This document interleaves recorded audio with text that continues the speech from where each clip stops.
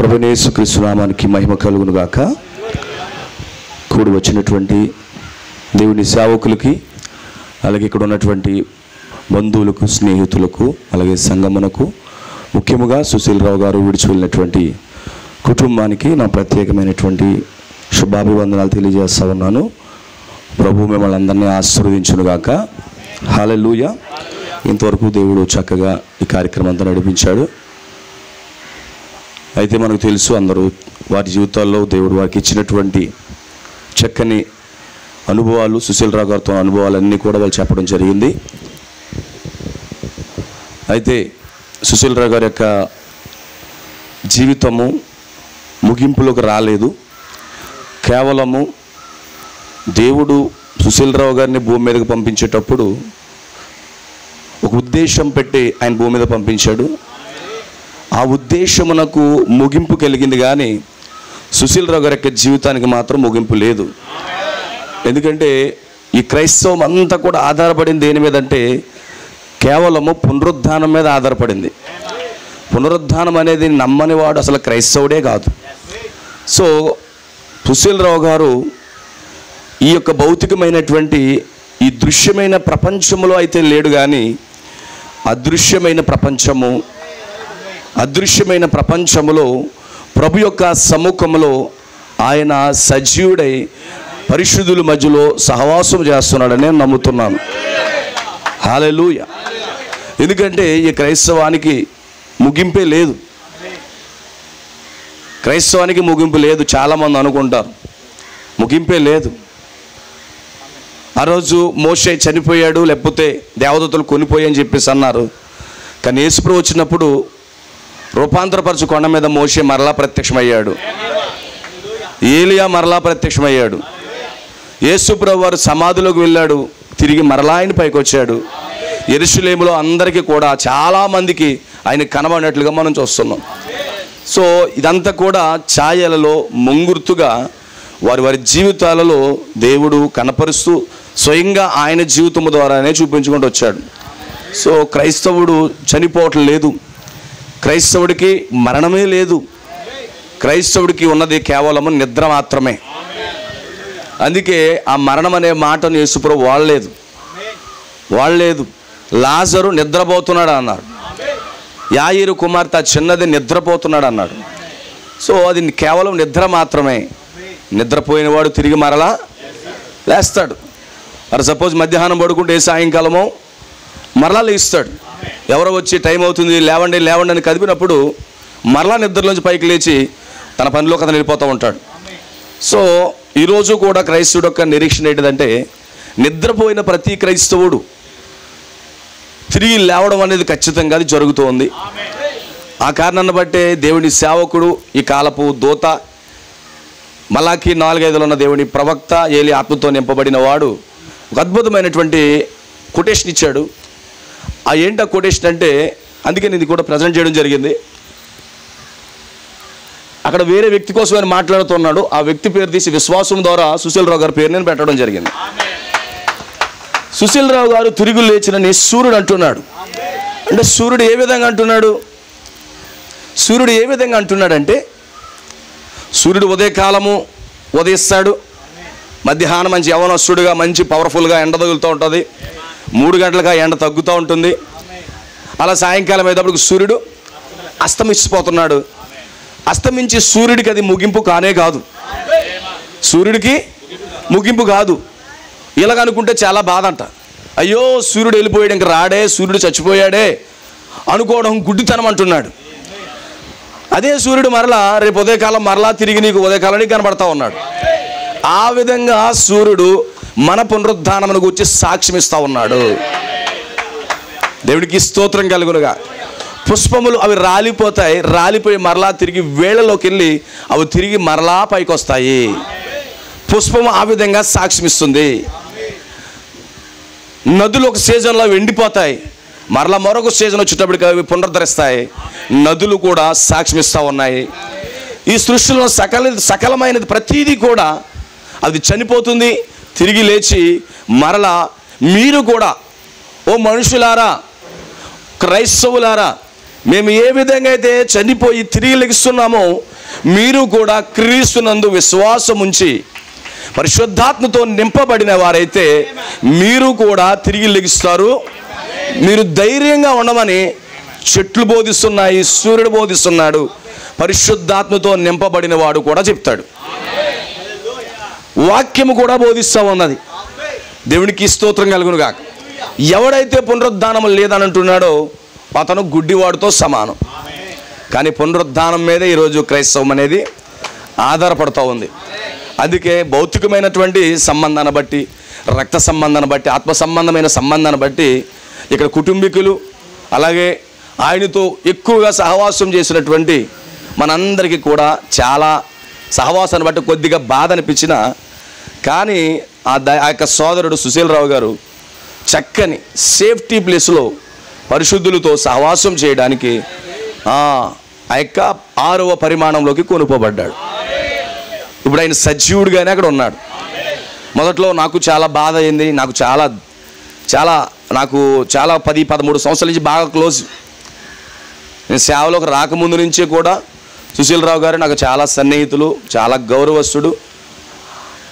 ఆయన వయసు అంతా లేకపోయినా నన్ను ఎప్పుడు కూడా దైవజనుడు, పాస్టర్ గారని గౌరవించి ప్రతి ఆదివారం ప్రతి కూటంలో నన్ను కలిసే ఆయన వెళ్తూ ఉండేవాడు. చాలా రెస్పెక్టబుల్ పర్సన్. ఆయనకి ఈ విధంగా యాక్సిడెంట్ అయిందని నాకు మంగళవారం తెలిసినప్పుడు ఇమీడియట్గా నేను హాస్పిటల్కి వెళ్ళాను. హాస్పిటల్కి నేను, మా సోదరుడు, మా పాస్టర్ గారు పేతురి గారి యొక్క సహోదరుడు ప్రేమ్ ఇద్దరం కలిసి వెంటనే హాస్పిటల్కి వెళ్ళాం. ఈ లోపల మా సహోదరులు చెప్పి హాస్పిటల్లో ఏ విధంగా సీరియస్గా ఉన్నారు అని చెప్పేసి అన్నప్పుడు మా సహోదరులు అందరూ వచ్చారు. ఇమీడియట్గా పరిస్థితి క్రిటికల్గా ఉందని చెప్పినప్పుడు అంబులెన్స్లో మేము ప్రార్థన చేసాం. ప్రభా, నీ చిత్తమైతే, నీ ఎన్నికలో ఇంకా భూమి మీద ఉన్న నీ చిత్తమైతే క్షేమంగా గృహానికి తీసుకురా. ఎందుకంటే ఒక ఉద్దేశము మన జీవితాల్లో పూర్తయిపోతే భూమి మీద ఉండడం కంటే పరదేశంలో ఉండడం చాలా శ్రేష్టం. ఆ విధంగా ప్రార్థన చేసి ఇమీడియట్గా అంబులెన్స్ వెనకాలే మేము కారు తీసుకుని బయలుదేరి వెళ్ళడం జరిగింది. అక్కడ ఇదంతా కూడా చక్కగా నడిపిస్తున్నాడు చిరంజీవిరావు గారు అక్కడ ఉన్నారు. వాళ్ళతో మీట్ అయ్యాం. మా ప్రేమ కూడా హాస్పిటల్లో చేసిన ఎక్స్పీరియన్స్ ఉంది కాబట్టి డాక్టర్లతో వాళ్ళతో మాట్లాడించినప్పుడు పల్స్ అయి బాగానే ఉంది, అవకాశం ఉంటుంది అన్నట్టుగా వాళ్ళు మాట్లాడినప్పుడు ఆపరేషన్కి మేము అందరూ ఒప్పుకున్నాం. అన్ని చక్కని పరిస్థితులు అక్కడే జరుగుతూ ఉన్నాయి. అయితే ఆపరేషన్ కూడా జరిగింది, చక్కగా జరిగింది. అక్కడే ఉన్నాం మేము. ఆపరేషన్ జరిగిన దరిదాపు 11-11:30 వల్ల ఆపరేషన్ పూర్తి అయిపోయింది. అక్కడే ఉండి మేము హాస్పిటల్ దగ్గరికి వెళ్ళి కారులో మేము ప్రార్థన చేస్తున్నాం. కారులో ప్రార్థన చేస్తాం. చాలాసేపు హాస్పిటల్ దగ్గర మేము ప్రార్థన చేస్తాం. ప్రభువా, నీ కుమారుడు యొక్క జీవితం ఉద్దేశం పూర్తయితే నువ్వు తీసుకుని వెళ్ళు, లేకపోతే ఖచ్చితంగా నువ్వు స్వస్థపరిచే దేవుడు. ఎందుకంటే శరీరం నుజ్జు అయిపోయినా ఇంకా దేవుని యొక్క చిత్తము మన జీవితాల్లో ఉంటే తిరిగి మనం సజీవుడిగా భూమి మీద తిరుగుతామండి. దేవుడి ఉద్దేశం అనేది చాలా చాలా ప్రాముఖ్యం.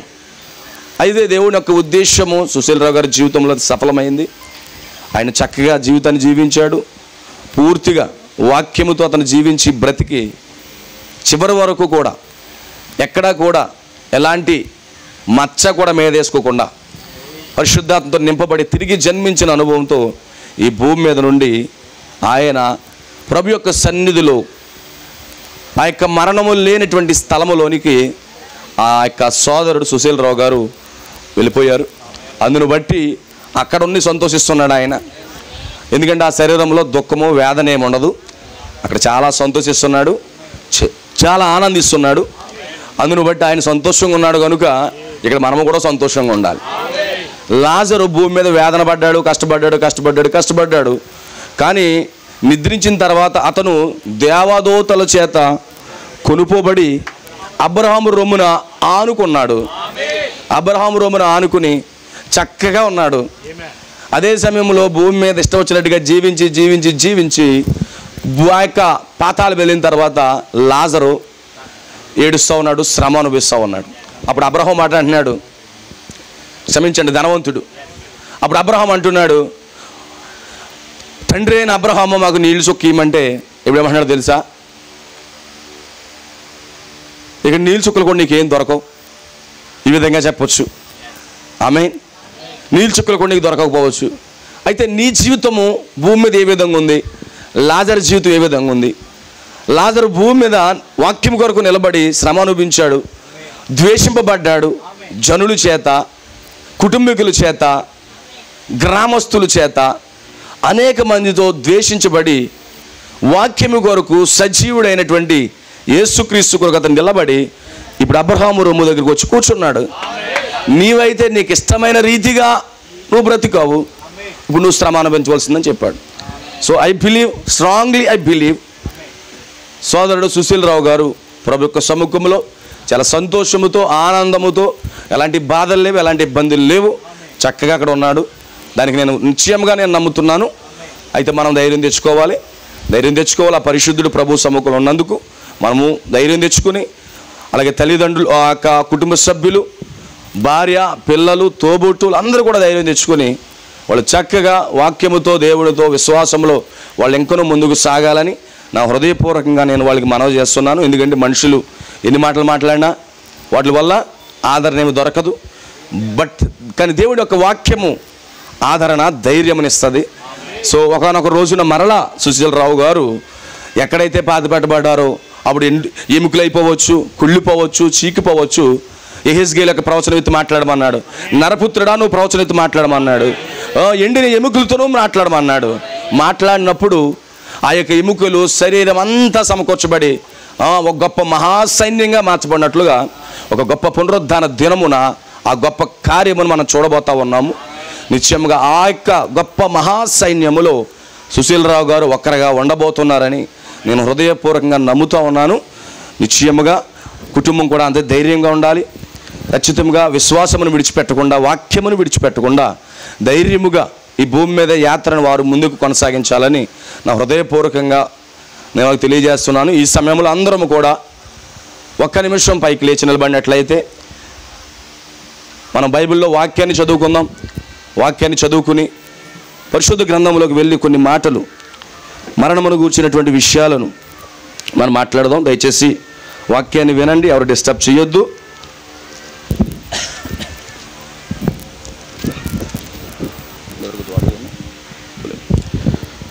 దయచేసి నిలబడినట్లయితే మనం వాక్యం చదువుకుందాం. ఏప్రిల్ రాసిన పత్రిక 11వ అధ్యాయము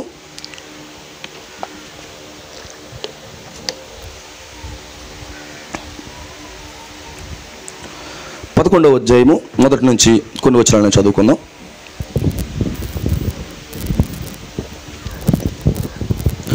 విశ్వాసం అన్నది నిరీక్షింపబడువాడి యొక్క నిజస్వరూపమును, అదృశ్యమైనవి ఉన్నవనుటకు రుజువునై ఉన్నది. దానిని బట్టియే పెద్దలు సాక్ష్యము పొందిరి. ప్రపంచములు దేవుని వాక్యం వలన నిర్మాణమైనవనియు, అందును బట్టి దృశ్యమైనది కనబడి పదార్థముల చేత నిర్మింపబడలేదనియు విశ్వాసము చేత మనము గ్రహించుకొనుచున్నాము. విశ్వాసమును బట్టి హేబేలు కయీను కంటే శ్రేష్టమైన బలి దేవునికి అర్పించెను. దేవుడు అతని అర్పణ గురించి సాక్ష్యం ఇచ్చినప్పుడు అతడు ఆ విశ్వాసమును బట్టి నీతిమంతుడని సాక్ష్యం పొందెను. అతడు మృతి నొంది ఆ విశ్వాసము ద్వారా మాట్లాడుచున్నాడు. విశ్వాసమును బట్టి హానోకు మరణము చూడకుండానట్లు కొనుపోబడెను. అతడు కొనుపోబడక మునుపు దేవునికి ఇష్టడై ఉండేనని సాక్ష్యం పొందెను. కాగా దేవుడు అతన్ని కొనిపోయిన గనుక అతడు కనబడలేదు. విశ్వాసము లేకుండా దేవునికి ఇష్టడై ఉండుట సాధ్యము. దేవుడు ఎదుగు వచ్చేవాడు ఆయన ఉన్నాడని, తన్ను వెతుకు వారికి ఫలము దయచేవాడనియు నమ్మవలెను కదా. విశ్వాసమును బట్టి నోవహు అది వరకు చూడని సంగతులు గూర్చి దేవుని చేత హెచ్చరింపబడి భయభక్తులు గలవాడే తన ఇంటి వారి రక్షణ కొరకు ఒక వాడని సిద్ధం చేసెను. అందువలన అతడు లోకం మీద నేరస్థాపన చేసి విశ్వాసమును బట్టి కలుగు నీతికి వారసుడాయెను. అలా కిందకు వస్తే మనం 13 వచనం. వీరందరూ ఆ వాగ్దాన ఫలము అనుభవింపకపోయినను దూరము నుండి చూచి వందనము చేసి తాము భూమి మీద పరదేశులము యాత్రికులమై ఉన్నామని ఒప్పుకుని విశ్వాసము గలవారై మృతి నొందిరి.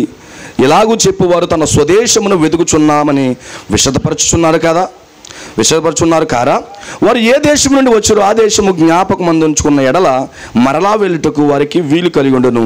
అయితే వారు మరీ శ్రేష్టమైన దేశమును అనగా పరలోక సంబంధమైన దేశమును కోరుచున్నారు. అందుచేత తాను వారి దేవుడిని అనిపించుకున్నటకు దేవుడు వారిని గూర్చి సిగ్గుపడడు. ఏలి అనగా ఆయన వారి కొరకు ఒక పట్టణమును సిద్ధపరిచి ఉన్నాడు. చదవబడినటువంటి వాక్యములన్నిటినీ కూడా ప్రభు దీవించి ఆశీర్వదించునుగాక. Let us pray. మనం ప్రార్థన చేసుకుందాం. మహోన్నతుడా, సర్వోన్నతుడా, నీకే స్తుతులు స్తోత్రములు చెల్లిస్తున్నాము. ఈ మధ్యాహ్నము ఇంతవరకు చక్కగా నీ పరిశుద్ధాత్మ నాయకత్వంలో నువ్వు జరిగించిన దాన్ని బట్టి నీకు స్తోత్రములు కృతజ్ఞతలు చెల్లిస్తున్నాం. మా సోదరుడు సుశీల్ రావు గారు నీ వాక్యాన్ని ప్రేమించి దావీదుగో నీ యొక్క ఉద్దేశమును ఈ భూమి మీద సఫలము చేసి ప్రభువా ఇదిగో పరదేశంలోకి అనగా పరిశుద్ధులు నివసించే స్థలములోనికి ఆయన వచ్చాడని మేము నమ్ముతున్నాము. తండ్రి నీకే కృతజ్ఞతలు ప్రభువా. తప్పకుండా ఆ కుటుంబాన్ని ఆదరించండి, ఓదార్చండి, ధైర్యపరచండి, కృపనివ్వండి. ఈ వాక్యములో మాకు తోడుగా ఉండండి దేవా. వినగల చెవులు, గ్రహించే హృదయం అందరికీ దయచేయండి. ఇక్కడ డిస్టర్బ్ చేయాలనుకుంటున్నటువంటి ఆత్మలు, గందరగోళం చేయాలనుకున్న ఆత్మలన్నిటినీ కూడా ప్రభువైన యేసుక్రీస్తు నామములో బంధిస్తున్నాము. నీ పరిశుద్ధాత్మ పూర్తిగా దీన్ని స్వాధీనపరచుకుని ప్రభువా ఈ కూడిక మహిమకరంగా, నీకు మహిమకరంగా, మాకు ఆశీర్వాదకరంగా, కుటుంబానికి ఆదరణకరంగా మీరు మాట్లాడమని యేసుక్రీస్తు నామంలో ప్రార్థిస్తున్నాము. ఆమేన్. దయచేసి అందరూ కూర్చోనండి. అయ్యా మాట్లాడుతాం తర్వాత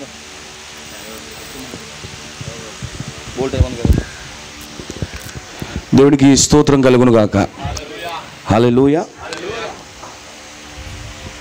ఈ యొక్క వాక్యమును బట్టి దేవుడు మనందరినీ దర్శిస్తాడని నమ్ముతున్నాను. సుశీలరావు గారు విశ్వాసము ద్వారా మృతునందాడని నమ్ముతున్నాను. హల్లెలూయా. మనకు తెలుసు ఆయన మంచి పోరాటం పోరాడాడు, మంచి పోరాటం పోరాడారు. సిన్స్ దైవజనులు పాస్టర్ పీటర్ గారు ఉన్నప్పటి నుండి కూడా ఆయన విశ్వాసములో, భక్తిలో ఏమాత్రం కూడా వెనక్కి వెళ్ళకుండా వాక్యముతో పోరాటాలు ఎదుర్కొని మంచి పోరాటం పోరాడి తన పరుగును తుదముట్టించాడు. చాలా నమ్మకమైనటువంటి విశ్వాసి, చాలా నమ్మకమైన విశ్వాసి, ప్రార్థనాపరుడు. ఇక్కడ నుండి అంతర్వేద నుండి సన్నిధికి 18 కిలోమీటర్లు దరిదాపుగా ప్రతి ప్రార్థనకి సోదరుడు అటెండ్ అవుతుండేవాడు. ప్రతి ప్రార్థనకి కూడా అటెండ్ అవుతూ వచ్చేవాడు. చాలా చక్కని విశ్వాసమును అతను కాపాడుకుని చివరికి తన జీవితాన్ని వాక్యముతోనే, విశ్వాసముతోనే ఆయన ముగించి ప్రభు యొక్క సమ్ముఖంలోకి వెళ్ళాడు. అందుని బట్టి నేను సంతోషిస్తున్నాను. సో ఇక్కడ ఇబ్రీలు రాసినటువంటి పత్రికలో అపోస్తలుడైన పౌలు గారు ఇక్కడ విశ్వాస వీరుల యొక్క జాబితాను తీసుకుని వస్తున్నాడు. ఇక్కడ ఈ 11 అధ్యాయం అనేది ఒక వీరుల జాబితా. వీళ్ళేదో సాధారణమైనటువంటి వ్యక్తులు కాదు, వీళ్ళు విశ్వాసములో వీరులై ఉన్నారు. అందుకే ఒకరితో ఒకరిని అపోస్తలుడైన పౌలు పరిచయం చేసుకుంటూ వెళ్తున్నాడు.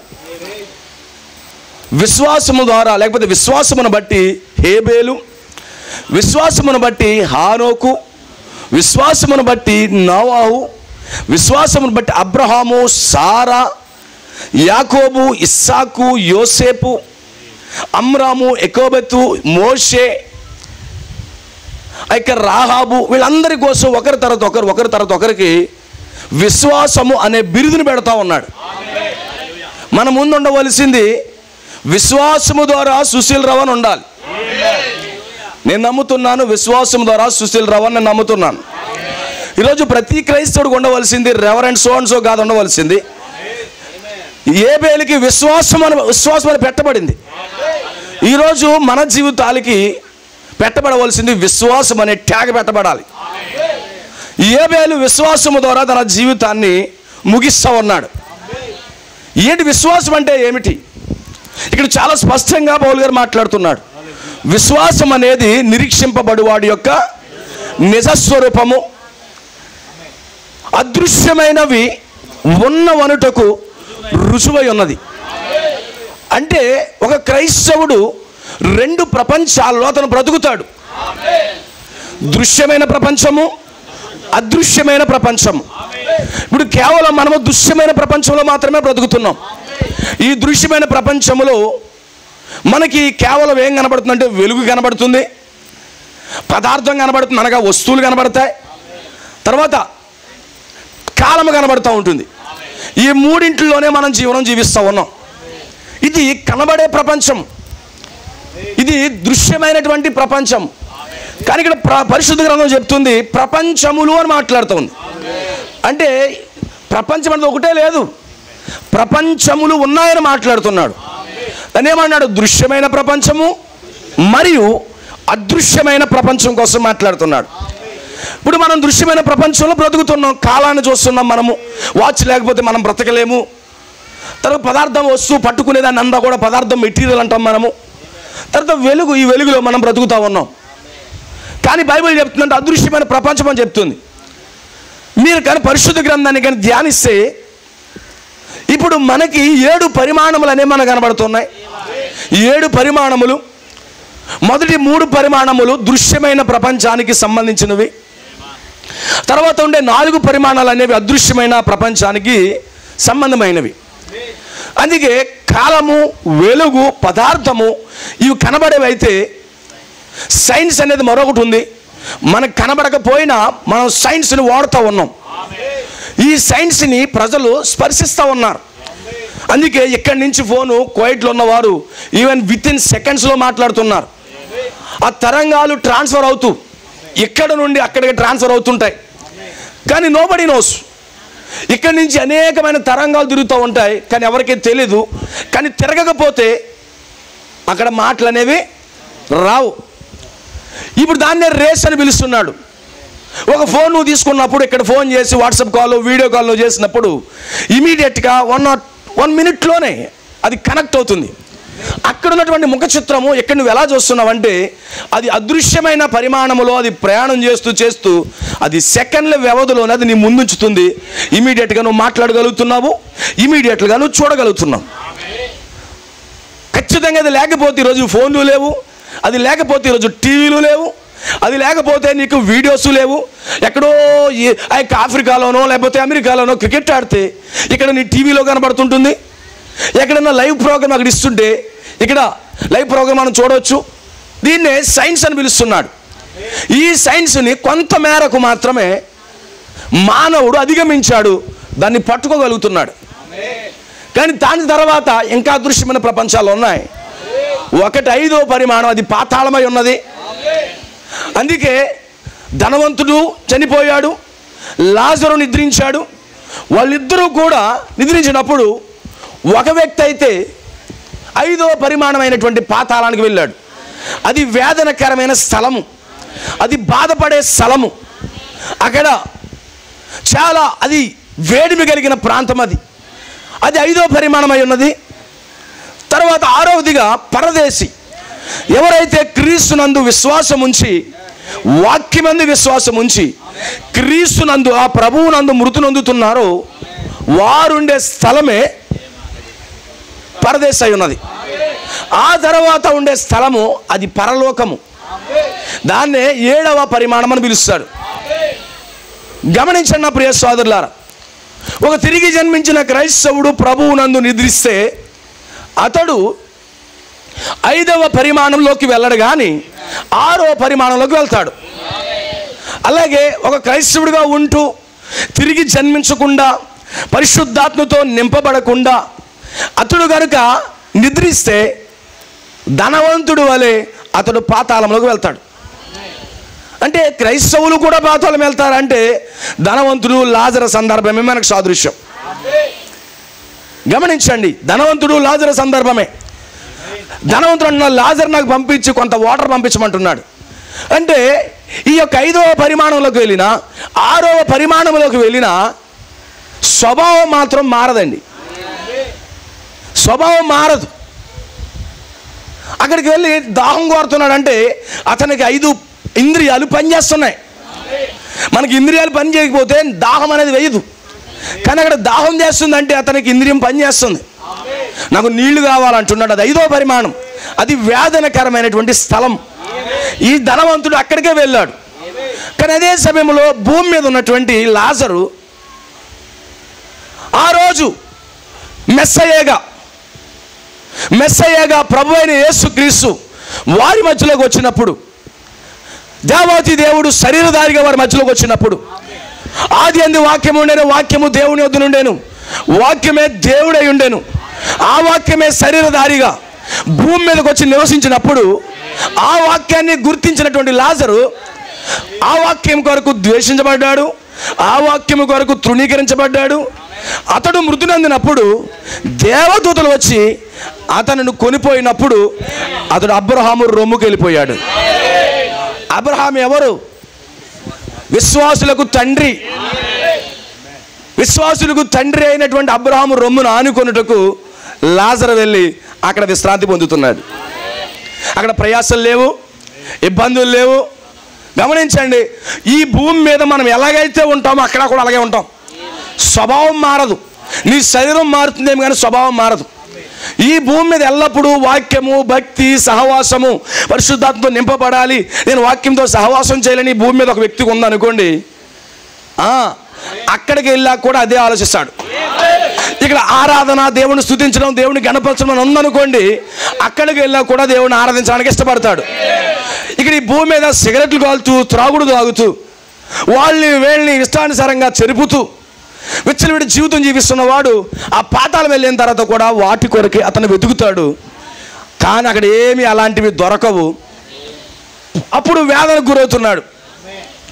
ఇప్పుడు సిగరెట్ కాలుతున్నవాడు పాతాళం వెళ్ళడం అక్కడ సిగరెట్ కాల్చాలనిపిస్తుంది, కానీ సిగరెట్ పెట్టు షాపులు దొరకవు అక్కడ. ఇక్కడ సీసాకాయలు తాగేవాడికి అక్కడ సీసాకాయలు ఏమీ దొరకవు. ఆమేన్, హల్లెలూయా. ఒకవేళ అందులో పడిపోయిన తర్వాత నేను భక్తి చేసేద్దామన్నా కూడా దేవుడు బయటికి రానవాడు. నువ్వు ఏదైనా నీ బ్రతుకు మారాల్సింది ఏదైనా ఉందంటే కనుక ఈ భూమి మీదే మారాలి. అక్కడికి వెళ్ళిపోయిన తర్వాత మారడాలు ఏమి ఉండవు. బతికితే ఇక్కడే బ్రతకాలి మంచిగా. ఆమేన్. అంటే ధనవంతుడు మంచిగా బ్రతకలేదా? బతికాడు. నువ్వన్నీ విడిచిపెట్టేసి ధర్మశాస్త్రం వెంబడించంటే నాకు ఎప్పటి నుంచో తెలుసు, చిన్నప్పటి నుంచి కంఠస్థ వాక్యాలు చెప్తున్నాడట. ఆమేన్.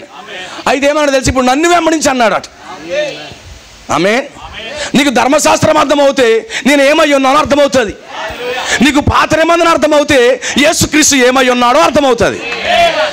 అప్పుడు అన్నాడు, నాకు ధర్మశాస్త్రము బాగా తెలుసు, నేను ధ్యానించాను అన్నాడు.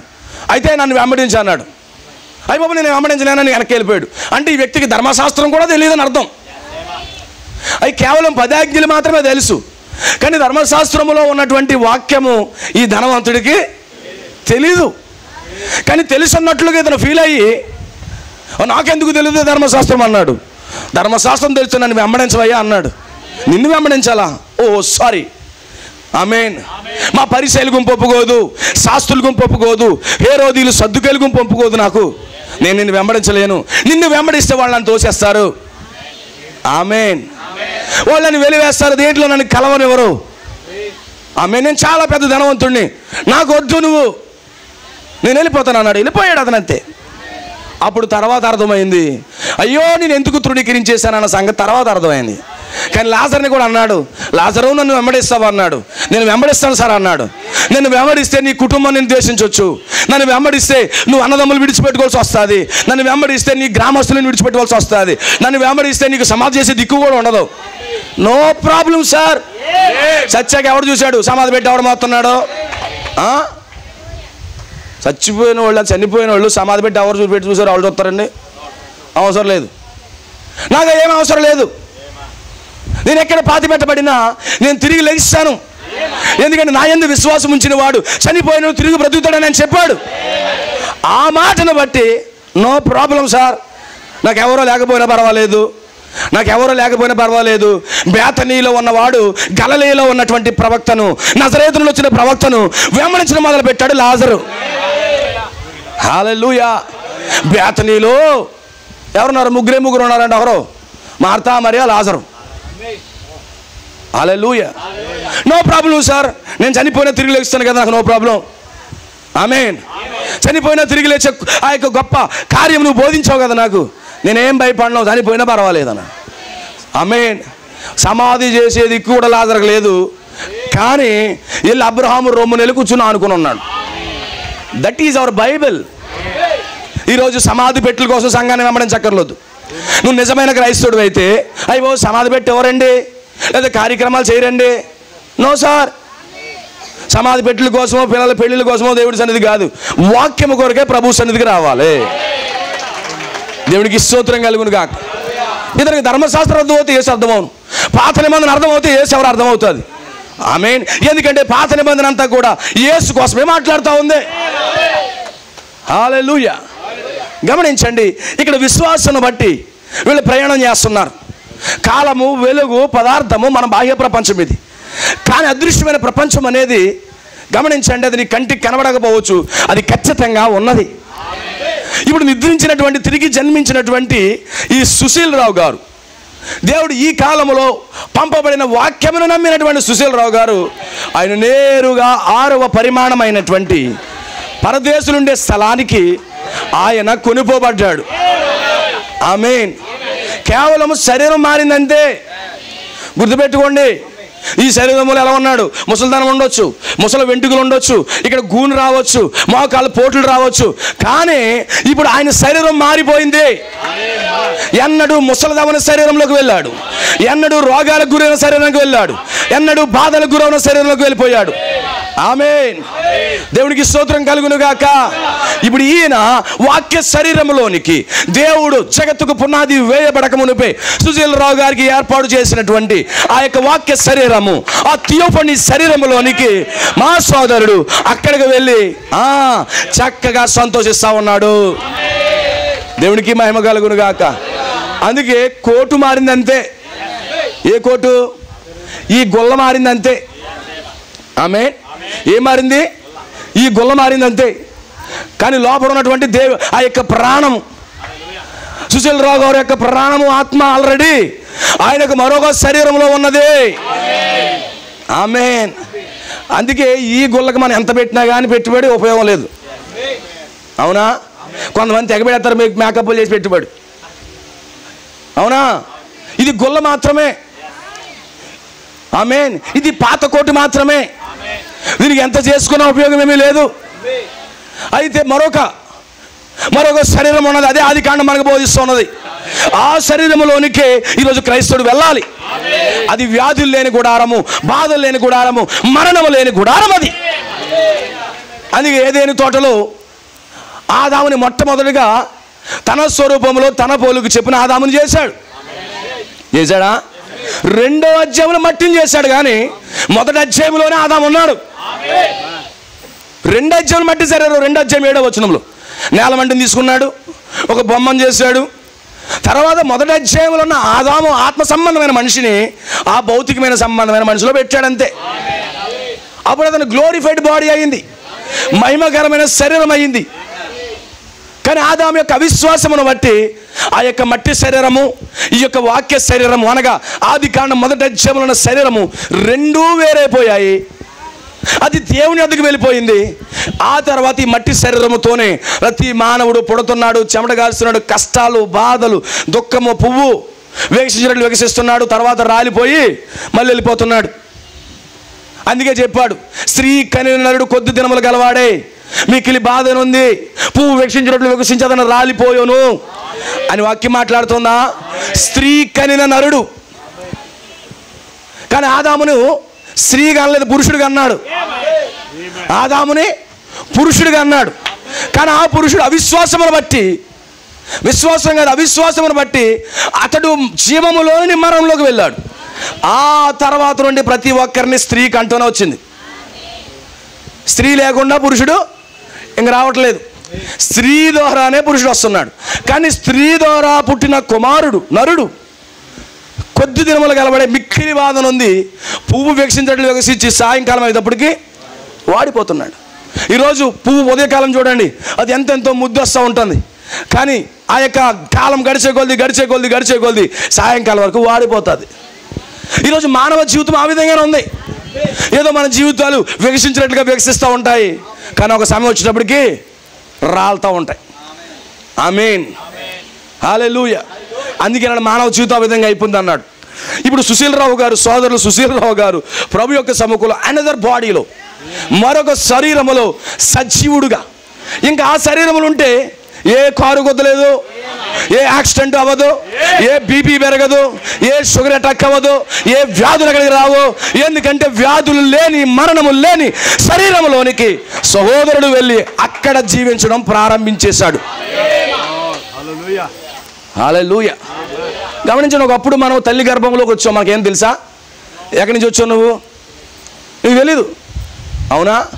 అదే మతిమరుపు అంటండి, ఆత్మ సంబంధమైనటువంటి మతిమరుపు. అది ఇప్పుడు ఏం చేశాడు? తల్లి గర్భంలోని చిన్న శిశువుగా వచ్చాడు, జీవకణంగా వచ్చాడు, తల్లి గర్భంలో ఫార్మేషన్ అయ్యాడు.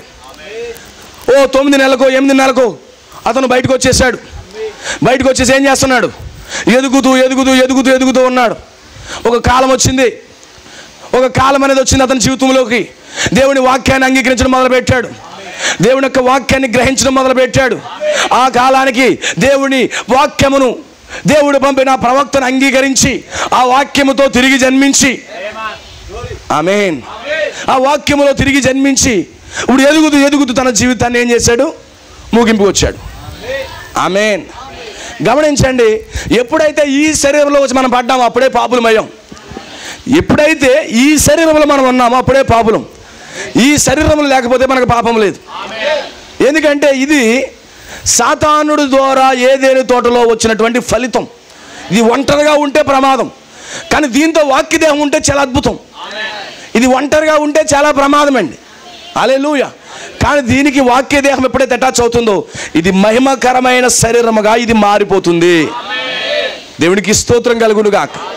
నా ప్రియ సోదరి సోదరులారా గమనించండి, ఇప్పుడు ఇక్కడ హెబ్రీయులకు రాసిన పత్రికలో పౌలు గారు ప్రతి ఒక్కరికి విశ్వాసము విశ్వాసము విశ్వాసం పెడుతున్నాడు. ఈరోజు మనకు ఉండవలసింది క్రైస్తవుడికి విశ్వాసము ద్వారా అనే పేరు పెట్టబడాలండి. ఆ యొక్క ట్యాగ్ సంపాదించాలి మనం భూమి మీద ఉన్నప్పుడు. ఆ ట్యాగ్ లేకుండా నీ జీవితాన్ని ముగించబడకూడదు. నువ్వు రెవరెండ్ పెట్టుకున్నా, బిషప్ పెట్టుకున్నా నీకు పరలోకం గ్యారంటీ లేదు. కానీ విశ్వాసం అనే ట్యాగ్ నీకు వచ్చింది అనుకో, నీకు పరలోకం గ్యారంటీ ఉంటుంది. విశ్వాసం అనే ట్యాగ్ కావాలి. నీకు విశ్వాసం అనే ట్యాగ్ కావాలంటే అదృశ్యమైన ప్రపంచాన్ని నమ్మి, అదృశ్యమైన ప్రపంచం ఒకటి ఉన్నది, అదృశ్యమైన ప్రపంచం వెళ్ళడానికి ఒక మార్గాన్ని వెంబడించాలి. ఆ మార్గంలో నువ్వు సాక్ష్యమును పొందాలి, ఆ సాక్ష్యమును నిలబెట్టుకోవాలి. ఆమేన్. ఆ సాక్ష్యము నిలబెట్టుకోవాలి. నిలబెట్టుకున్నప్పుడు మాత్రమే నీకు ఆ ఫెయిత్, ఆ విశ్వాసం అనే ట్యాగ్ నీ పేరు ముందు పెట్టబడుతుంది. గుర్తుపెట్టుకోండి, ఆ ట్యాగ్ లేకుండా ఎవరో చనిపోవడానికి ఇష్టపడకండి. ఆ ట్యాగ్ ఉండాలి మీ అందరికి కూడా.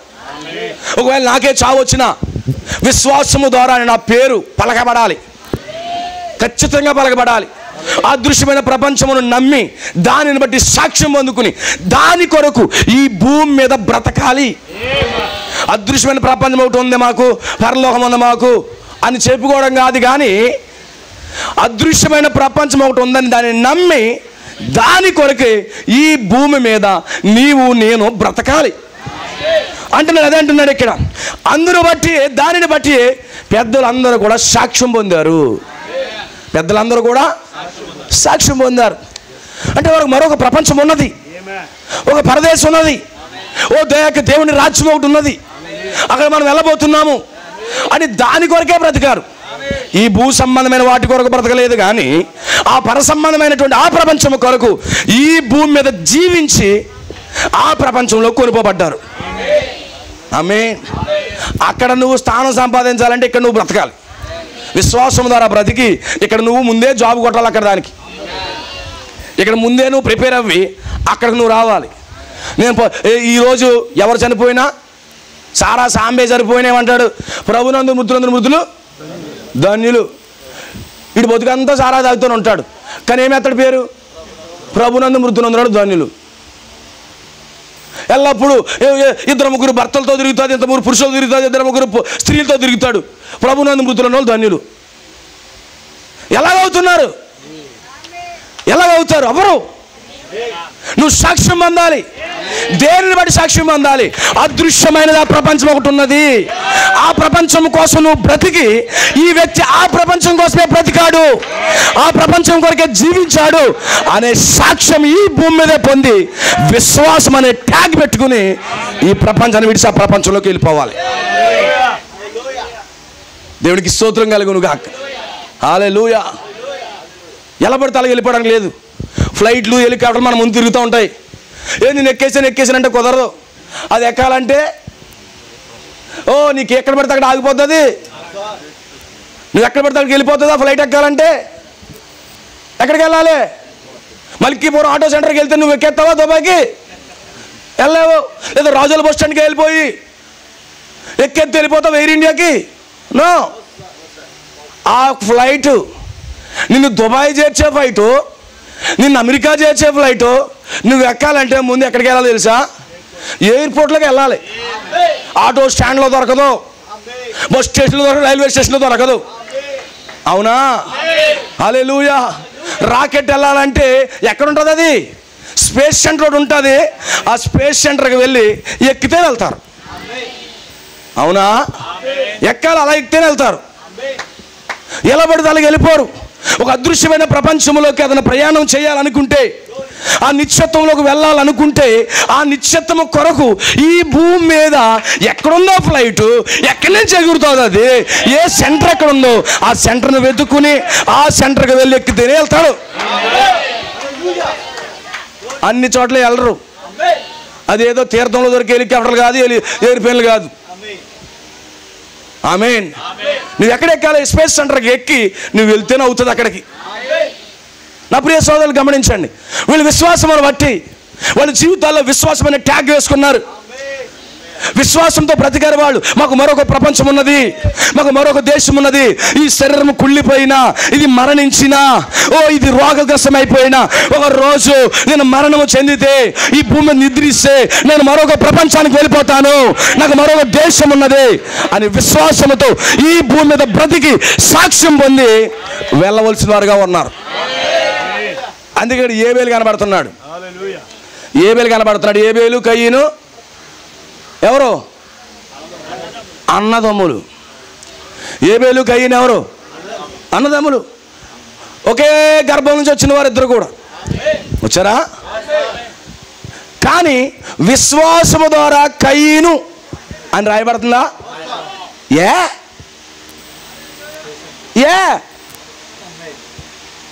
చెప్పండి నాకు. ఒకే గర్భం నుంచి వచ్చారుగా వీళ్ళు, ఒకే గర్భము, ఒక కొన్ని నిమిషాల వ్యవధిలో పుట్టేసిన వాళ్ళు వీళ్ళు. కానీ విశ్వాసం ద్వారా కయీన్ అనే పాదం ఎందుకు పౌలు గారి ద్వారా పరిశుద్ధాత్మ ద్వారా మనం వెళ్ళలేకపోతున్నాం? ఈరోజు సాక్ష్యము పరిశుద్ధాత్మ ద్వారానే మనం పొందాలి. అవునా? ఎందుకు కయీన్ పేరు ఎందుకు లేదు అక్కడ? మళ్ళీ ఎందుకు ఇచ్చాడు తెలుసా? కయీన్ కంటే శ్రేష్టమైన బలి అర్పణ ఏబేలు విశ్వాసం ద్వారా చేశాడు. కయీను గుడ్డి భక్తి చేస్తున్నాడు. కయీనుకి ఏముంది?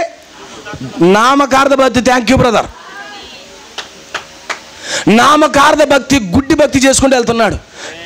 ఇద్దరు బలిపీఠాలు కట్టారే, ఇద్దరు యెహోవా కొరకు ఎదురు చూశారే, ఇద్దరు అగ్ని కోసం ఎదురు చూశారే. కానీ గమనించండి, ఇక్కడ గ్రహించండి నా ప్రియ సోదరి సోదరులారా.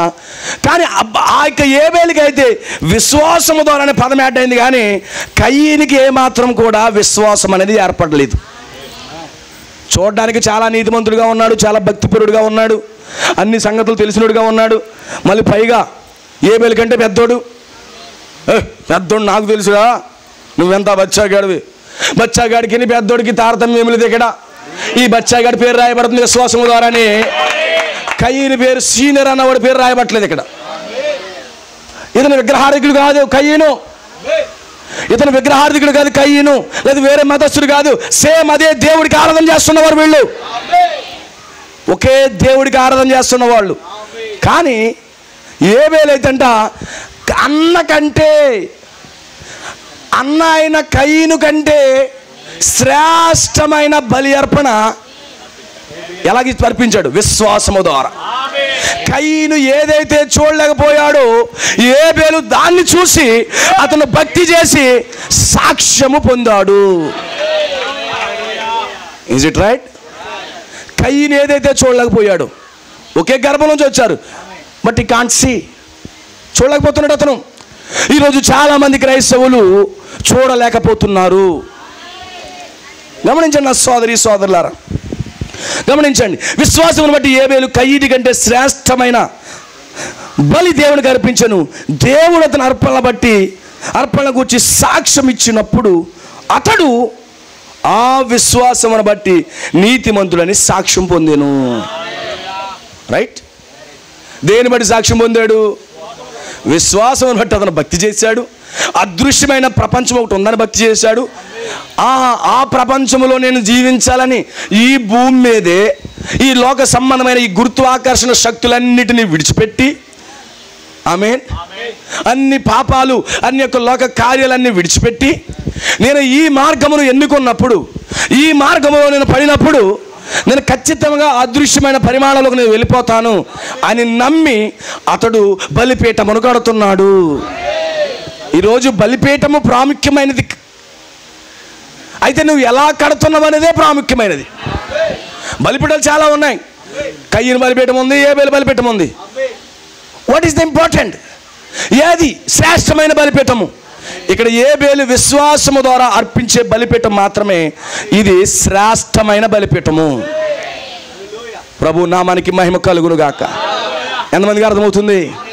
హల్లెలూయా. విశ్వాసము ద్వారా అర్పించిన బలి ఏంటి? విశ్వాసము. ఒక అదృశ్యమైన ప్రపంచం ఉంది నాకు, నేను దాని కొరకే బ్రతకాలి, ఈ భూ సంబంధమైన నాకు అవసరం లేదు అని చెప్పి ఏం చేస్తున్నాడు? ఇప్పుడు ఒక గొర్రె పిల్లని తెచ్చుకున్నాడు. ఒక గొర్రె పిల్లని తెచ్చుకుని ఆ గొర్రె పిల్ల యొక్క ఆ యొక్క తలను, ఆ యొక్క కంఠమును కోసి ఆ బలిపీఠం మీద రక్తాన్ని అర్పిస్తున్నాడు. రక్తాన్ని అర్పిస్తున్నాడు. ఆ గొర్రె పిల్ల ఎవరు? అది ప్రభువైన యేసుక్రీస్తు అయి ఉన్నాడు. ఆ గొర్రె పిల్లను త్వరలోనే, భవిష్యత్తులోనే ఒక పాపానికి పరిహారముగా, ఒక పాపాన్ని శుద్ధి చేయడానికి, ఒక మరణాన్ని జీవంగా మార్చడానికి, ఓ మరణించిన వాడికి పునరుద్ధానం కలిగి చేయడానికి ఒక గొర్రె పిల్ల రాబోతూ ఉంది. అది నిజమైన గొర్రె పిల్ల. ఆ గొర్రె పిల్లకు ఛాయగా, సాదృశ్యంగా విశ్వాసమును బట్టి ఇక్కడ ఈ గొర్రె పిల్ల తెచ్చి అర్పించడం మొదలు పెడుతున్నాడు. ఈ యొక్క అర్పణ కయ్యనికి అర్థం కాలేదు. అప్పుడు అన్నాడు అంటాం, ఒరే అవ్వ పండు తిందరా, మనం పళ్ళు ఎట్టాలరా, మనం పళ్ళు ఎట్టాలరా అని చెప్పట ప్రతి ఆ యొక్క ప్రాంతం అంతా తిరిగేసి అర్పణలు అన్నీ తెచ్చాడు పెట్టేసి రావాదేవా రావాదేవా రావాదేవా అన్నాడంట. వచ్చాడు కానీ దగ్గరికి రాడు. వచ్చాడు కానీ విశ్వాసము లేని, వాక్య బయలుపాటు లేని ఆ కయ్యని యొద్దకు దేవుడు పోలేదు.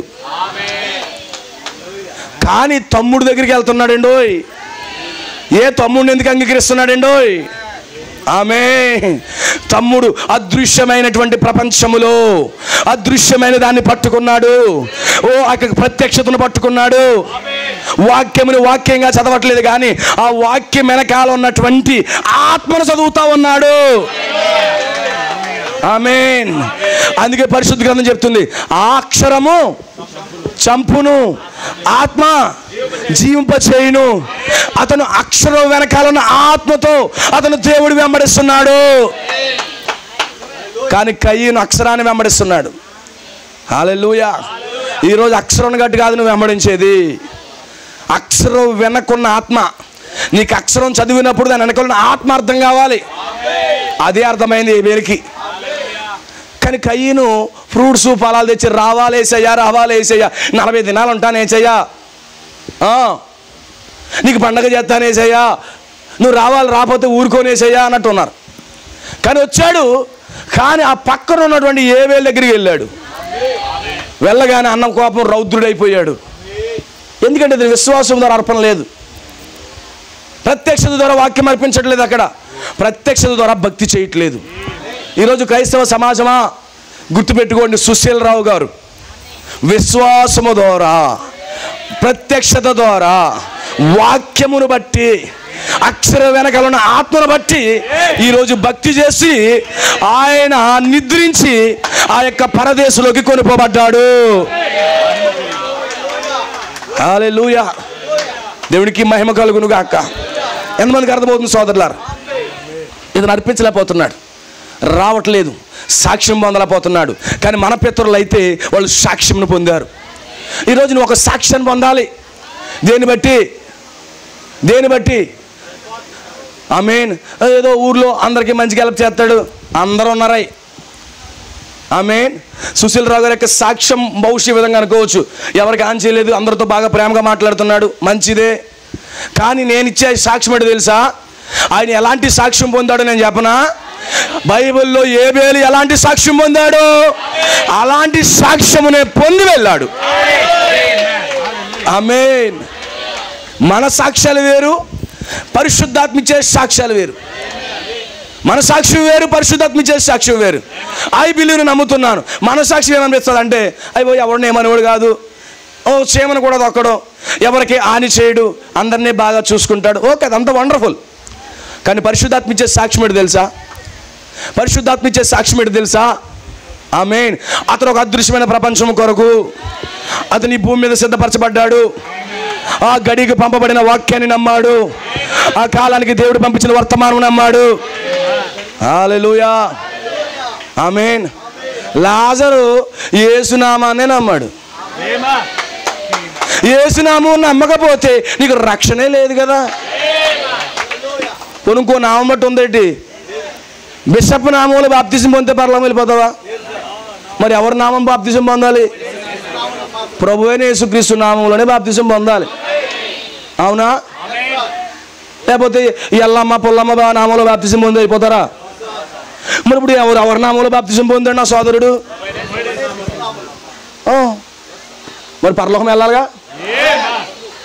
మరి యేసు నామం నాకు వద్దంటే ఎక్కడ గుర్తుంది? No sir, that is a wrong understanding. Change your thoughts. Wrong understanding చేసుకోకుండా బైబిల్ని. ఆ రోజు యేసు నామమును బట్టి ఆ రోజు ద్వేషింపబడ్డారు, కొట్టబడ్డారు. పేతురు, పౌలు, మార్కు, మత్తయి, లోక సభల యొద్ద నుండి గెంటివేయబడ్డారు. అది బైబిల్ కాదా? అపోస్తుల కార్యం 5వ అధ్యాయంలో అదే నామాన్ని పట్టుకున్నాడు. అదే నామాన్ని పట్టుకున్నాడు. ఈరోజు ఏ నామం వల్ల రక్షణ లేదు, కానీ ప్రభువైన యేసుక్రీస్తు నామం వల్లనే రక్షణ ఉందన్నాడు. మరి ఆ నామానికి గిల్టీ ఫీలింగ్ ఎందుకు? ఆ నామములో నా సోదరుడు రక్షణ పొందాడు. ఆ నామములో నేను రక్షణ పొందాను. ఆమేన్, హల్లెలూయా. విశ్వాసము ద్వారా బ్రతికాడు, ప్రత్యక్షత ద్వారా బ్రతికాడు, ప్రత్యక్షత ద్వారా తన జీవితాన్ని కొనసాగించాడు, బయలుపాటు ద్వారా తన జీవితాన్ని కొనసాగించాడు. ఆమేన్. ఎంతమందికి అర్థమవుతుందండి? హల్లెలూయా. ఆయనకి ఎలా బాప్తిసం పొందాలో బైబిల్ అతనికి బోధించింది. ఎలా ప్రభురాత్రి భోజనం తీసుకోవాలో చెప్పింది. దేవుడు ఎంతమంది అతను చెప్పింది. ఈ కాలానికి దేవుని ప్రవక్త ఉన్నాడు లేదా బయలుపరచబడింది. ఆ ప్రవక్త వర్తమానాలు చదువుతూ చదువుతూ చదువుతూ చదువుతూ ఈరోజు ఇతను ఎంత సౌమ్యుడిగా మార్చిందే వర్తమానము.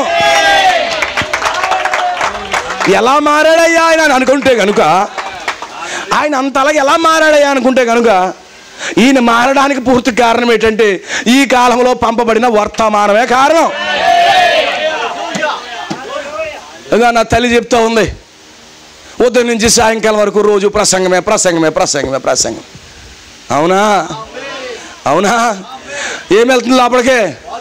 మరి వాక్యం వెళ్ళకుండా మారుతాడా? మరి ఏ వాక్యం వెళ్ళిందంటారు? 7వ దూత విలియం బ్రానమ్ బోధించిన వర్తమానము హృదయంలోకి వెళ్ళింది. అప్పుడు ఇతని జీవితము సౌమ్యంగా మారింది. ఒక వ్యక్తి జీవితంలోకి వాక్యం వెళ్ళకుండా సౌమ్యంగా మారలేడు. క్రైస్తవ జీవితం అంటే నటన కాదు, మనుషులకు ముందు నటించి వెనకాల వేసే వేషాలు వేసేది కాదు. ఎక్కడున్నా క్రైస్తవుడు క్రైస్తవులాగే బతకాలే. గ్రామంలో సాక్ష్యం పొందాడు, కుటుంబంలో సాక్ష్యం పొందాడు, ఆమేన్, సంఘంలో సాక్ష్యం పొందాడు. ఎలా పొందాడు సాక్ష్యము? ఆ గడియ వాక్యము ఈ వ్యక్తి జీవితంలోకి వెళ్ళి అతన్ని పూర్తిగా మార్చేసింది. ఇంత పరిపక్వమైన వాడు ఎక్కడికి వెళ్ళాలి? యజమానుడి యొక్క పుట్టలోకి వెళ్ళిపోవాలి. వారు తీసుకెళ్ళాడా? ఈ ఫలాన్ని కోసాడా? ఈ ఫలం ఎలా పండింది? ఎలా పరిపక్వమైంది? Because of the word of God. దేవుని యొక్క వాక్యమే ఇతను పరిపూర్ణుడిగా మార్చింది. ఆమేన్. ఈరోజు మేము సాక్షి పోవడం కాదు, గ్రామస్తులే సాక్షి ఇచ్చేలా దేవుడు చేశాడు. ఆమేన్. ఎవరు చేంజ్ చేశారు తన జీవితాన్ని? ఈ గడియ వర్తమానమే. దాని కొరకే అదృశ్యమైన ప్రపంచం ఉంది, నేను దాని కొరకే బ్రతుకుతున్నానని చెప్పుకుంటూ జీవించాడు. దేవునికి మహిమ కలుగును గాక. ఆమేన్. ఏం చేశారంట? తన అన్న అక్కసు వచ్చి ఏం చేశాడు? చంపేశాడు. కయీను ఏం చేశాడు? ఏబేల్ని. ఈ కయీను లాంటి ఆత్మ ఏంటంటే ఎవడో ఒకటి చంపడమే, పొడవడమే. ఎందుకంటే వీడిని దేవుడు అంగీకరించట్లేదు. వీడిని అంగీకరించట్లేదు కాబట్టి నేను పొడి చేయాలనుకున్నాడు ఆ ఏబేల్ని. అవునా? పొడి చేయాలని కొంచెం చంపేశాడు, రాళ్ళతో కూడా చంపేశాడు. ప్రభు వచ్చాడు. ఆమేన్. ఏబేలు ఎక్కడున్నాడని నాకు తెలుసు అంట మొదలెట్టాడు. ఆమేన్. హల్లెలూయా. గమనించండి సోదరి సోదరులారా, ఏబేలుని చంపింది ఎవరు? అన్నే. ఏబేలుని చంపింది ఎవరు? అన్నే. ఈరోజు నిజమైన క్రైస్తవుని చంపేది అన్నలాంటి అబద్ధ క్రైస్తవుడే. నిజమైన క్రైస్తవుడిని చంపేది ఎవడు? అన్నలాంటి అబద్ధ క్రైస్తవుడే చంపుతున్నాడు. గుర్తుపెట్టుకోండి సోదరులారా. ఈ వ్యక్తి ఏబేలు మృతి నొంది కూడా మాట్లాడడం మొదలు పెడుతున్నాడు. అందుకే కొన్ని జీవితాలు మృతి నొంది మాట్లాడుతూ ఉన్నాయి. హల్లెలూయా. ఈ మధ్యాహ్నం ఏబేలు జీవితం ఇక్కడ మాట్లాడుతూ ఉంది. మాట్లాడుతుంది ఎవరి జీవితము? ఏబేలు జీవితమే మాట్లాడుతుంది. ఏ కయీను జీవితం ఎందుకు మాట్లాడలేదు? వాడొక దుష్టుడు, ప్రత్యక్షతను ఎరగని వాడు, వాక్యమును గుర్తించిన వాడు. అందుకే వాడి పేరు విశ్వాసం అనే ట్యాగే లేదు వాడికి. కానీ బిషప్ కయీను అని ఉంటుంది, లేదా నేను రెవరెండ్ సో అండ్ సో అని ఉంటుంది. కానీ ఏబేలుకైతే విశ్వాసమును బట్టి ఏబేలు అని రాయబడింది. ఈరోజు నువ్వు భూమి మీద క్రైస్తవుడిగా సంపాదించవలసింది అదేనండి. నీ సంపాదించు, ఆ పదం సంపాదించు. విశ్వాసమును బట్టి వాడిని వెళ్ళిపోయాడు రా అని, విశ్వాసం బట్టి ఆమె వెళ్ళిపోయిందని సంపాదించు. ఆమేన్. ఒక మంచి సాక్ష్యమును పొందాడు. ఎవరిస్తున్నారు? పరిశుద్ధాత్మ ఏబేలు గురించి సాక్ష్యం ఇస్తూ ఉంది. ఈ మధ్యాహ్నము సుశీల్ రావు కోసం పరిశుద్ధాత్మ సాక్ష్యం ఇస్తూ ఉంది. ఒకనొక దిన మన సోదరుడు ఆ సమాధుల నుంచి పైకి వస్తాడని, అతని విశ్వాసం బట్టి జీవించాడని, పరిశుద్ధాత్మను బట్టి బ్రతికాడని, తిరిగి జన్మించి జీవించాడని, ఓ క్రైస్తవ జీవితాన్ని భూమి మీద జీవించాడని పరిశుద్ధాత్మ మధ్యాహ్నం సాక్ష్యం ఇస్తూ ఉంది. ఆమేన్. దేవుడికి మహిమ కలుగును గాక. My dear brothers and sisters, గమనించండి. విశ్వాసమును బట్టి ఈరోజు విశ్వాసమును బట్టి బ్రతకాలి. మరొక ప్రపంచం ఉంది. ఈరోజు ప్రజలకు తెలియట్లేదు. సత్య ఎక్కడికి వెళ్తాంరా అంటున్నారు. ఎలా పడితే అలా జీవించకండి క్రైస్తవులారా. ఒక క్రైస్తవుడిగా పుట్టి కూడా ఆ అదృశ్యమైన ప్రపంచం కోసం నీకు తెలియకుండా నీ జీవితాన్ని ముగించొద్దు. ఒక క్రైస్తవుడిగా పుట్టి పరిశుద్ధ గ్రంథాన్ని బట్టి నువ్వు విచ్చలవిడి జీవితాలు జీవించొద్దు. ఒక భూమి మీద ఒక సాక్ష్యాన్ని సంపాదించు. కయీను వంటి సాక్ష్యం వద్దు, ఏబేలు లాంటి సాక్ష్యం పొందు, మోషే లాంటి సాక్ష్యాన్ని పొందు, బిలాము లాంటి సాక్ష్యాన్ని పొందొద్దు. ఇక్కడ బిలాము పేరు రాయబడలేదు, విశ్వాసమును బట్టి బిలామని రాయబడలేదు, విశ్వాసమును బట్టి మోషే అని రాయబడింది. బిలాము ఎవరు? బిలాము బోధకుడే, 7 బలిపీటలు కట్టినోడే, పొట్టేళ్ళు అర్పించిన వాడే, యెహోవాకి ప్రవక్తగా ఉన్నాడు. కానీ అతని విశ్వాసము ద్వారా లేదు, అతని జీవితంలో మృతునంద లేదు. గమనించండి. ఎలా పడితే అలా జీవితాలు ఎన్నుకోకండి. ఎలా పడితే అలా జీవితాలు ఎన్నుకోకండి. చక్కని మార్గంలో ప్రత్యక్షతను పట్టుకోండి. దేవుని వాక్యం ఏం బోధిస్తుందో, నువ్వు నిజంగా నువ్వు ఆ అదృశ్యమైన ప్రపంచంలోకి అడుగు పెట్టడానికి నువ్వు ఏ విధంగా మార్గం ఏర్పాటు చేసుకోవాలో, ఏ విధంగా మార్గంలోకి రావాలో నువ్వు గ్రహించు. దేవునికి మహిమ కలుగును గాక. ఎలాంటి పడితే అలాంటి జీవితాన్ని జీవించమాకండి. వాక్యంతో జీవించండి. పరిశుద్ధ గ్రంథం ఏం చెప్తుందో ఆ లేఖనాలకు అనుగుణంగా జీవించండి. లేఖనం ఏం చెప్తుంది దాని కొరకు బ్రతకండి. ఏబేలు అలాగే బ్రతికాడు, హానోకు అలాగే బ్రతికాడు. అతను అయితే మరణమే రుచి చూడలేదు. అతని జీవితంలోకి మరణమే రాలేదు. మరణం లేని బ్రతుకును హానోకు జీవించాడు. ఎలాగా? విశ్వాసమును బట్టి. విశ్వాసమును బట్టి. ఏంటో విశ్వాసం? గుడికెళ్ళి కూడా అందరూ విశ్వాసాలు అనుకోకండి, బైబిల్ పెట్టుకున్న వాళ్ళందరూ విశ్వాసాలు అనుకోకండి. ఆమేన్. విశ్వాసం అంటే పరిశుద్ధ గ్రంథంలో రాయబడిన ప్రతి మాటని నమ్మేవాడే విశ్వాసి. బైబిల్లో రాయని మాటలు నమ్మేసి నేను విశ్వాసం అనుకోవడం నీ బుద్ధిహీనత. రాయబడిన ప్రతి మాటని నమ్మేవాడే విశ్వాసి. పరిశుద్ధ గ్రంథాన్ని నమ్మి ఆ యొక్క వాక్య ప్రకారంగా జీవించేవాడే విశ్వాసి. ఆ వాక్యము కొరకు నిలబడేవాడే విశ్వాసి. ఎలా పడితే అలా బ్రతికేసేది కాదు ఇది. ఎలా పడితే అలా జీవించేసేది కాదు మన జీవితం.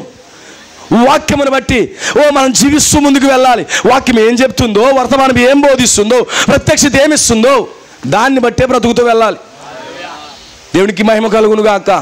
అందుకే సాక్ష్యాన్ని సంపాదిస్తున్నాడు. ఏబేలు ఎలా సాక్ష్యాన్ని సంపాదిస్తున్నాడు తెలుసా? బలిపీఠం కట్టి, యథార్థమైన బలిపీఠం కట్టి ఆ బలిపీఠం దగ్గర మోకరిస్తున్నాడు. అప్పుడే అతని విశ్వాసాన్ని పొందుతున్నాడు.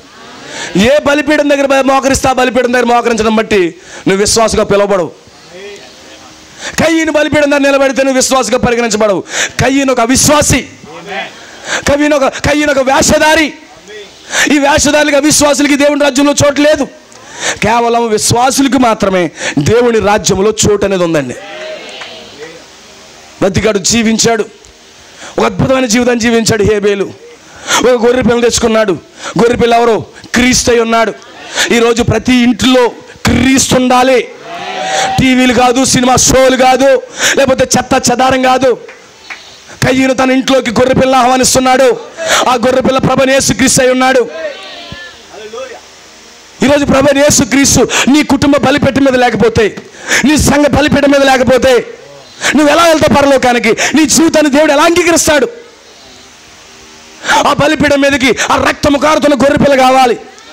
ఈరోజు మీ కుటుంబాలకి, మీ జీవితాలకి ఆ రక్తము కారుతున్నటువంటి ఆ క్రీస్తు రావాలి. అక్కడికి ఆ రక్తము కారుతున్న వాక్యం రావాలి. అప్పుడే నీవు అంగీకరించబడతావు. ఎక్కడైతే ఆ రక్తము లేదో, ఎక్కడైతే ఆ గొర్రె పిల్ల లేదో ఆ కుటుంబం అంగీకరించబడదండి. ఈరోజు గొర్రె పిల్లకి బదులుగా సినిమాలు ఉన్నాయి, గొర్రె పిల్ల బదులుగా రాజకీయాలు ఉన్నాయి, గొర్రె పిల్లకు బదులుగా లోక కార్యాలు ఉన్నాయి, గొర్రె పిల్లకు బదులుగా మేకప్లు ఉన్నాయి, గొర్రె పిల్ల బదులుగా సొంత కార్యాలు ఉన్నాయి. ఎవరు కావాలి? ఏ బలిపీఠం మీదకి గొర్రె పిల్ల వస్తుంది. ప్రతి ఒక్కరి జీవితంలో ఒక గొర్రె పిల్ల రావాలి. ఏ బేలు పాపాలు క్షమించబడాలంటే, ఏ బేలు విడిపించబడాలంటే ఎవరు కావాలి? గొర్రె పిల్ల కావాలి. ఆ యేసుక్రీస్తు రావాలి నీ జీవితాలకి. ప్రభువైన యేసుక్రీస్తు నీ జీవితంలోకి రాకపోతే నీకు విమోచన లేదు, విడుదల లేదు. నువ్వు పాపములు ఉండే చస్తావు. చెప్పాడు కదా ఆయన, నేనే యెహోవానని నమ్మకపోతే, నేనే తండ్రిని నమ్మకపోతే నీ పాపములు నువ్వు చస్తావురా బాబా అన్నాడు. అవునా? నేనే ఆయనని నమ్మిన ఎడల మీరు జీవంలోకి వెళ్తారు. నేను ఆయనని మీరు నమ్మకపోతే మీరు పాపముల నుండి చేస్తారు. ఆమేన్. యేసుక్రీస్తు ఏం స్టేట్మెంట్ ఇస్తున్నాడు?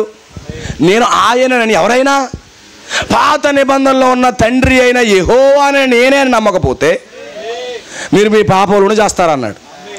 అవునా? మరి సుశీలరావు గారు నమ్మాడా? పాత నిబంధనలో యెహోవాయే, కొత్త నిబంధనలో యేసుక్రీస్తు నమ్మాడా?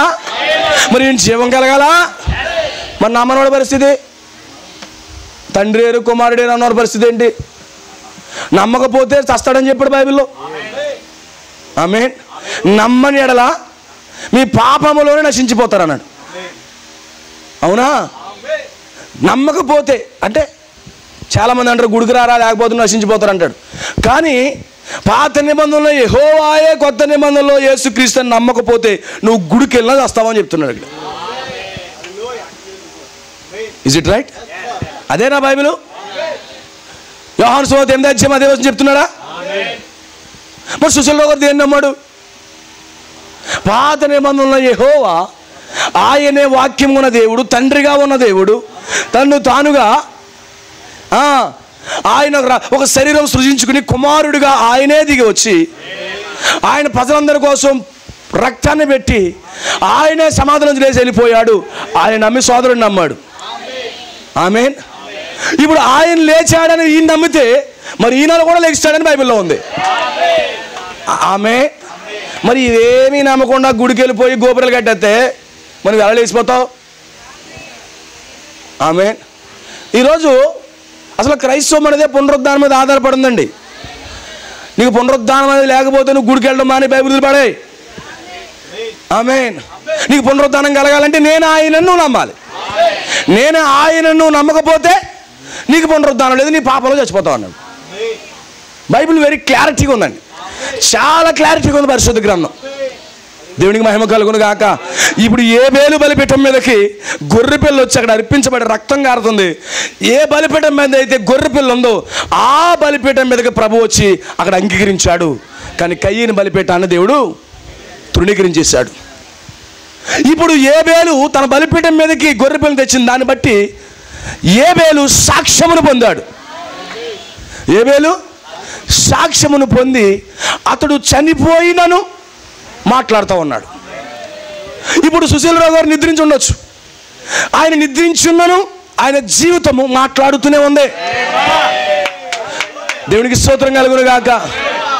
ఆమేన్. ఎంత సంపాదించావురా, ఎంత పట్టుకెళ్ళవరా కాదు. ఈ భూమి నుంచి నువ్వు పట్టుకెళ్ళింది ఏంటో తెలుసా? ఏం పట్టుకెళ్ళాలి?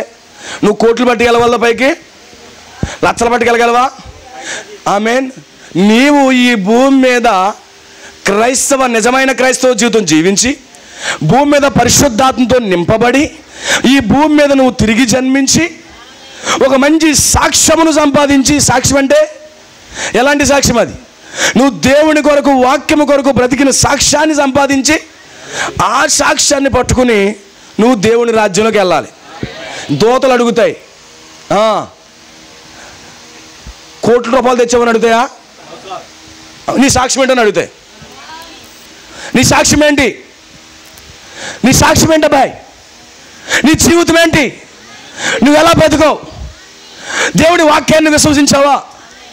దేవుడి వాక్యంతో నడిచావా? సాక్ష్యాన్ని సంపాదించావా? నీ బలిపీఠం మీదకి నీ జీవితంలో ఆ గొర్రె పిల్ల ఉందా లేదా? అవన్నీ చూసిన తర్వాత ఓకే, యు ఆర్ ఫిట్టెడ్, నువ్వు లోపలికి వెళ్ళని చెప్తాడు. మరి ఇవేమి నీ జీవితంలో జరగకుండా నువ్వు విచ్చలవిడిగా జీవించేసి, ఇద్దరు ముగ్గురు స్త్రీలతో బ్రతికేసి, ఇద్దరు ముగ్గురు పురుషులతో బ్రతికేసి, ఇష్టంగా తాగేసి, ఇష్టం వచ్చినట్టుగా బోధలు చేసేసి, నీకు ఇష్టం వచ్చినట్టుగా నువ్వు జీవించేస్తే నీ సాక్ష్యం ఏది? నీ బ్రతికేది? నీ లైఫ్ ఏం సాక్ష్యం ఇస్తా ఉంది? ఎవరికి ఇస్తాడు పునరుద్ధానము? ఆమేన్. ఎవరికి ఇస్తాడు? నీ జీవితం అంతా కూడా వాక్యాన్ని నమ్మక, ఈ బాహ్యమైన ప్రపంచం కోసమే నువ్వు బ్రతుకుతూ, ఈ బాహ్యమైన ప్రపంచం కొరకే నువ్వు జీవిస్తూ, దాని కొరకు అక్రమాలు చేస్తూ, ఆ డబ్బు కోసమే వేదన పడుతూ, ఆ డబ్బు కోసమే నువ్వు ప్రయాసపడుతూ, దేవుని వాక్యాన్ని యాషావు వలె అమ్మేస్తూ నువ్వెలా సాక్ష్యాన్ని పొందుతావు?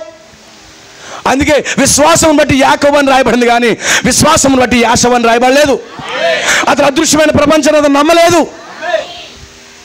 ఆ పూట కూటి కోసము తన జ్యేష్ఠత్వ హక్కును అమ్మేశాడు. ఆమేన్. పూట కూటి కోసము జ్యేష్ఠత హక్కును అమ్మేశాడు. జ్యేష్ఠత్వం ఏంటది? దేవుని యొక్క ఆత్మ, పరిశుద్ధాత్మ, దేవుని వాక్యము. ఈరోజు పట్ట కూటి కోసము వాక్యాన్ని అమ్మేసే వాళ్ళు ఉన్నారు.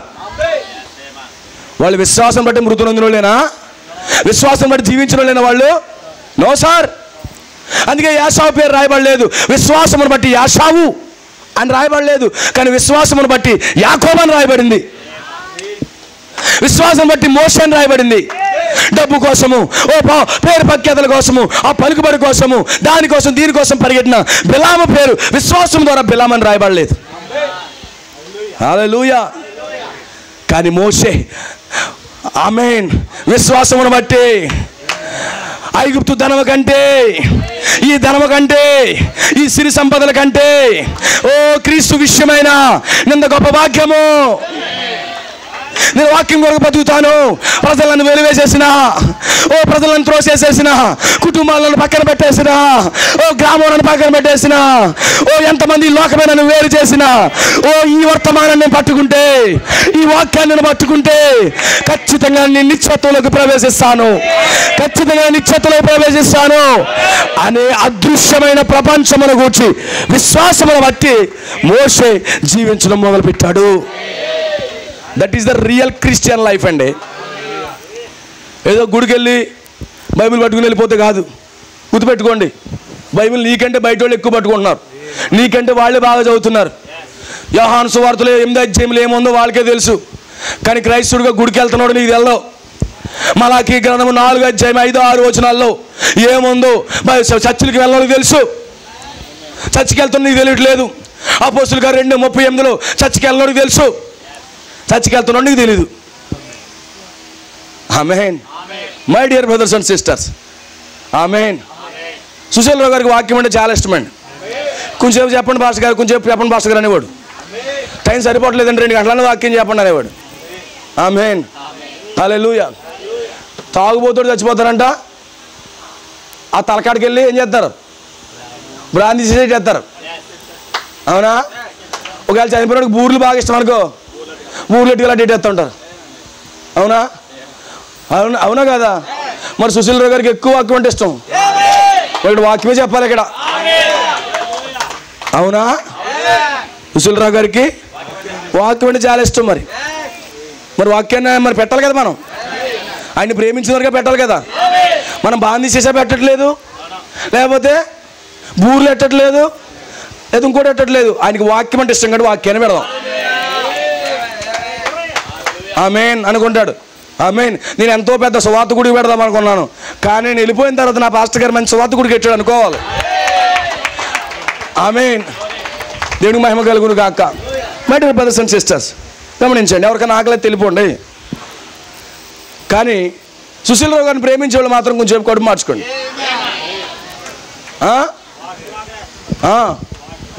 గట్టిగా చెప్పండి, వాళ్ళు కూడా అంటారు. వాక్యం ఆకలేస్తుందంట అయ్యగారికి. ఆమేన్. మై బ్రదర్స్ అండ్ సిస్టర్స్, గమనించండి.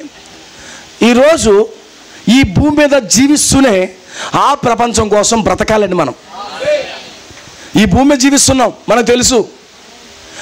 ఎఫెసీయులకు రాసిన పత్రిక అంటున్నాడు, మనం ఎప్పుడైతే ఈ భూమి మీదకి జన్మించామో, పుట్టకముందైతే మనం చాలా పరిశుద్ధులుగా ఉన్నాం, దేవుని యొక్క సముఖంలో ఉన్నాం. కానీ ఎప్పుడైతే తల్లి గర్భంలోకి వచ్చామో, పాపముల చేత, అపరాధముల చేత మనం చచ్చిపోయాం. అవునా? ఎప్పుడైతే ఒక వ్యక్తి తల్లి గర్భంలోంచి పుడుతున్నాడో అప్పుడే చచ్చిపోయాడు అతను. ఎలాగా? పాపము అపరాధములతో చచ్చిపోయాడు. అతను ఎదుగుతాడు ఎదుగుతాడు ఎదుగుతాడు, కొన్ని దినాలు అవుతుంది, ఒక యుక్త వయసు వస్తుంది.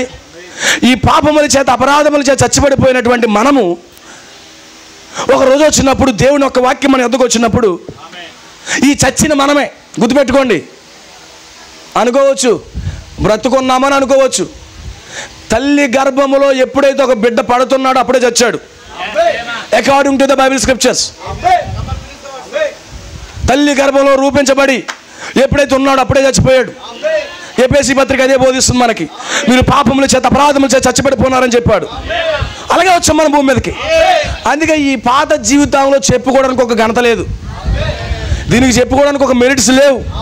అతి పాపమే. ఆలోచన పాపము, తలంపులు పాపము, కార్యాలు పాపము, ఎక్కడ చూసినా పాపము పాపం పాపం. పాపం వల్ల వచ్చే జీతము మరణం. ఎప్పుడైతే ఒక వ్యక్తి ఆ యొక్క గర్భంలో పడ్డాడో అప్పుడే అతని మరణం వెంబడిస్తూ ఉంది. స్పిరిచువల్గా అతను చచ్చాడు అప్పుడే. కానీ ఒక యుక్త వయసు వస్తూ ఉంది, అతను వాక్యాన్ని వినే వయసు వస్తుంది. దేవుని వాక్యం అతని వద్దకు వస్తుంది. దేవుని యొక్క వాక్యం అతని వద్దకు వచ్చినప్పుడు, ఆమేన్, అతను నిజమైన దేవుని కుమారుడు అయితే, అతని పేరు నిజంగా గొర్రెపిల్ల జీవ గ్రంథములో అతని పేరు కనుక రాయబడినట్లయితే, అతని వద్దకు వాక్యం వచ్చినప్పుడు ఆ వాక్యాన్ని అతను వింటాడు. విన్న తర్వాత అతను రియలైజ్ అవుతాడు. రియలైజ్ అయినప్పుడు అతడు ప్రభు అయిన యేసుక్రీస్తు నామములో బాప్తిసం పొందుతాడు. అప్పుడే అతడు పునరుద్ధానము చెందేశాడు. ఆమేన్. ఇప్పుడు నా సోదరుడు ఈ బాహ్య రూపము పునరుద్ధానం కొరకు ఎదురు చూస్తున్నాం. అవునా? సోదరుడు స్పిరిచువల్గా ఇది వరకే ఒక 20 సంవత్సరాల క్రితం ఈ గడియ వాక్యం వచ్చింది, ప్రభు అయిన యేసుక్రీస్తు నామములో రక్షణ పొందాడు, పరిశుద్ధాత్మతో నింపబడినప్పుడే సహోదరుడు అప్పుడే పునరుద్ధానం చెందేశాడు. ఆమేన్. హల్లెలూయా. పాపం అనే త్రాగుడులోంచి అతను పునరుద్ధానం చెందాడు, వ్యభిచారంలోంచి పునరుద్ధానం చెందాడు, లోక కార్యాలోంచి పునరుద్ధానం పొందాడు. ఆ తల్లి గర్భంలో వచ్చిన పాపమును బట్టి అతను చేసిన ప్రతి కార్యాలలో నుండి క్రీస్తు రక్తాన్ని బట్టి అతను పునరుద్ధానం చెందేశాడు. ఆమేన్. పునరుద్ధానం ఎప్పుడో జరగడం కాదు, ఇదివరకే జరిగింది ఆయనకి. ఇప్పుడు శరీర సంబంధమైన పునరుద్ధానం కూడా జరగబోతుంది. ఇప్పుడు క్రైస్తవుడు అనేవాడు ఈ భూమి మీదే పునరుద్ధానం చెందాలి. ఇక్కడ చెందినవాడు అక్కడ చెందుతాడు. ఇక్కడ చెందాలి దేని మీద? ఈ భూమి మీద ఉన్న ప్రతి పాపములో నుండి అతడు పునరుద్ధానం చెందాలి. తాగుళ్ళలోంచి బయటికి రావాలి, వ్యభిచారంలోంచి రావాలి, లోక కార్యలోంచి రావాలి, పాపపు కార్యలోంచి బయటికి రావాలి, అతడు పరిశుద్ధాత్మతో నింపబడాలి. అప్పుడు అతను పునరుద్ధానం చెందేశాడు. ఆమేన్. అయితే ఇంతకాలం ఎవరిని చూసామబ్బా మనము? పునరుద్ధానం చెందిన సుశీలరావు గారిని చూసాం మనం. ఇక్కడ అందరూ కూడా చాలామంది పునరుద్ధానం చెందిన వారే. కొంతమంది అయితే ఇంకా చచ్చిపోయిన వాళ్ళు ఉన్నారు. నువ్వు లేవాలంటే ఏమవ్వాలి? క్విక్నింగ్ పవర్ కావాలి. That is the Holy Ghost. నువ్వు పాపములో నుంచి, త్రాగుల్లోంచి, వ్యభిచారంలోంచి, లోక కార్యములో నుంచి నువ్వు పైకి లేవాలంటే నీకు పరిశుద్ధాత్మ కావాలి. నువ్వు పరిశుద్ధాత్మ కావాలంటే నువ్వు మారు మనసు పొందాలి, పశ్చాత్తాపడాలి, ప్రభువైన యేసుక్రీస్తు నామములో నువ్వు బాప్తిసం పొందాలి. అప్పుడు పరిశుద్ధాత్మ వస్తుంది, నిన్ను పాపములో నుంచి నిన్ను పైకి లేపేస్తుంది. అప్పుడే పునరుద్ధానం జరుగుతుంది.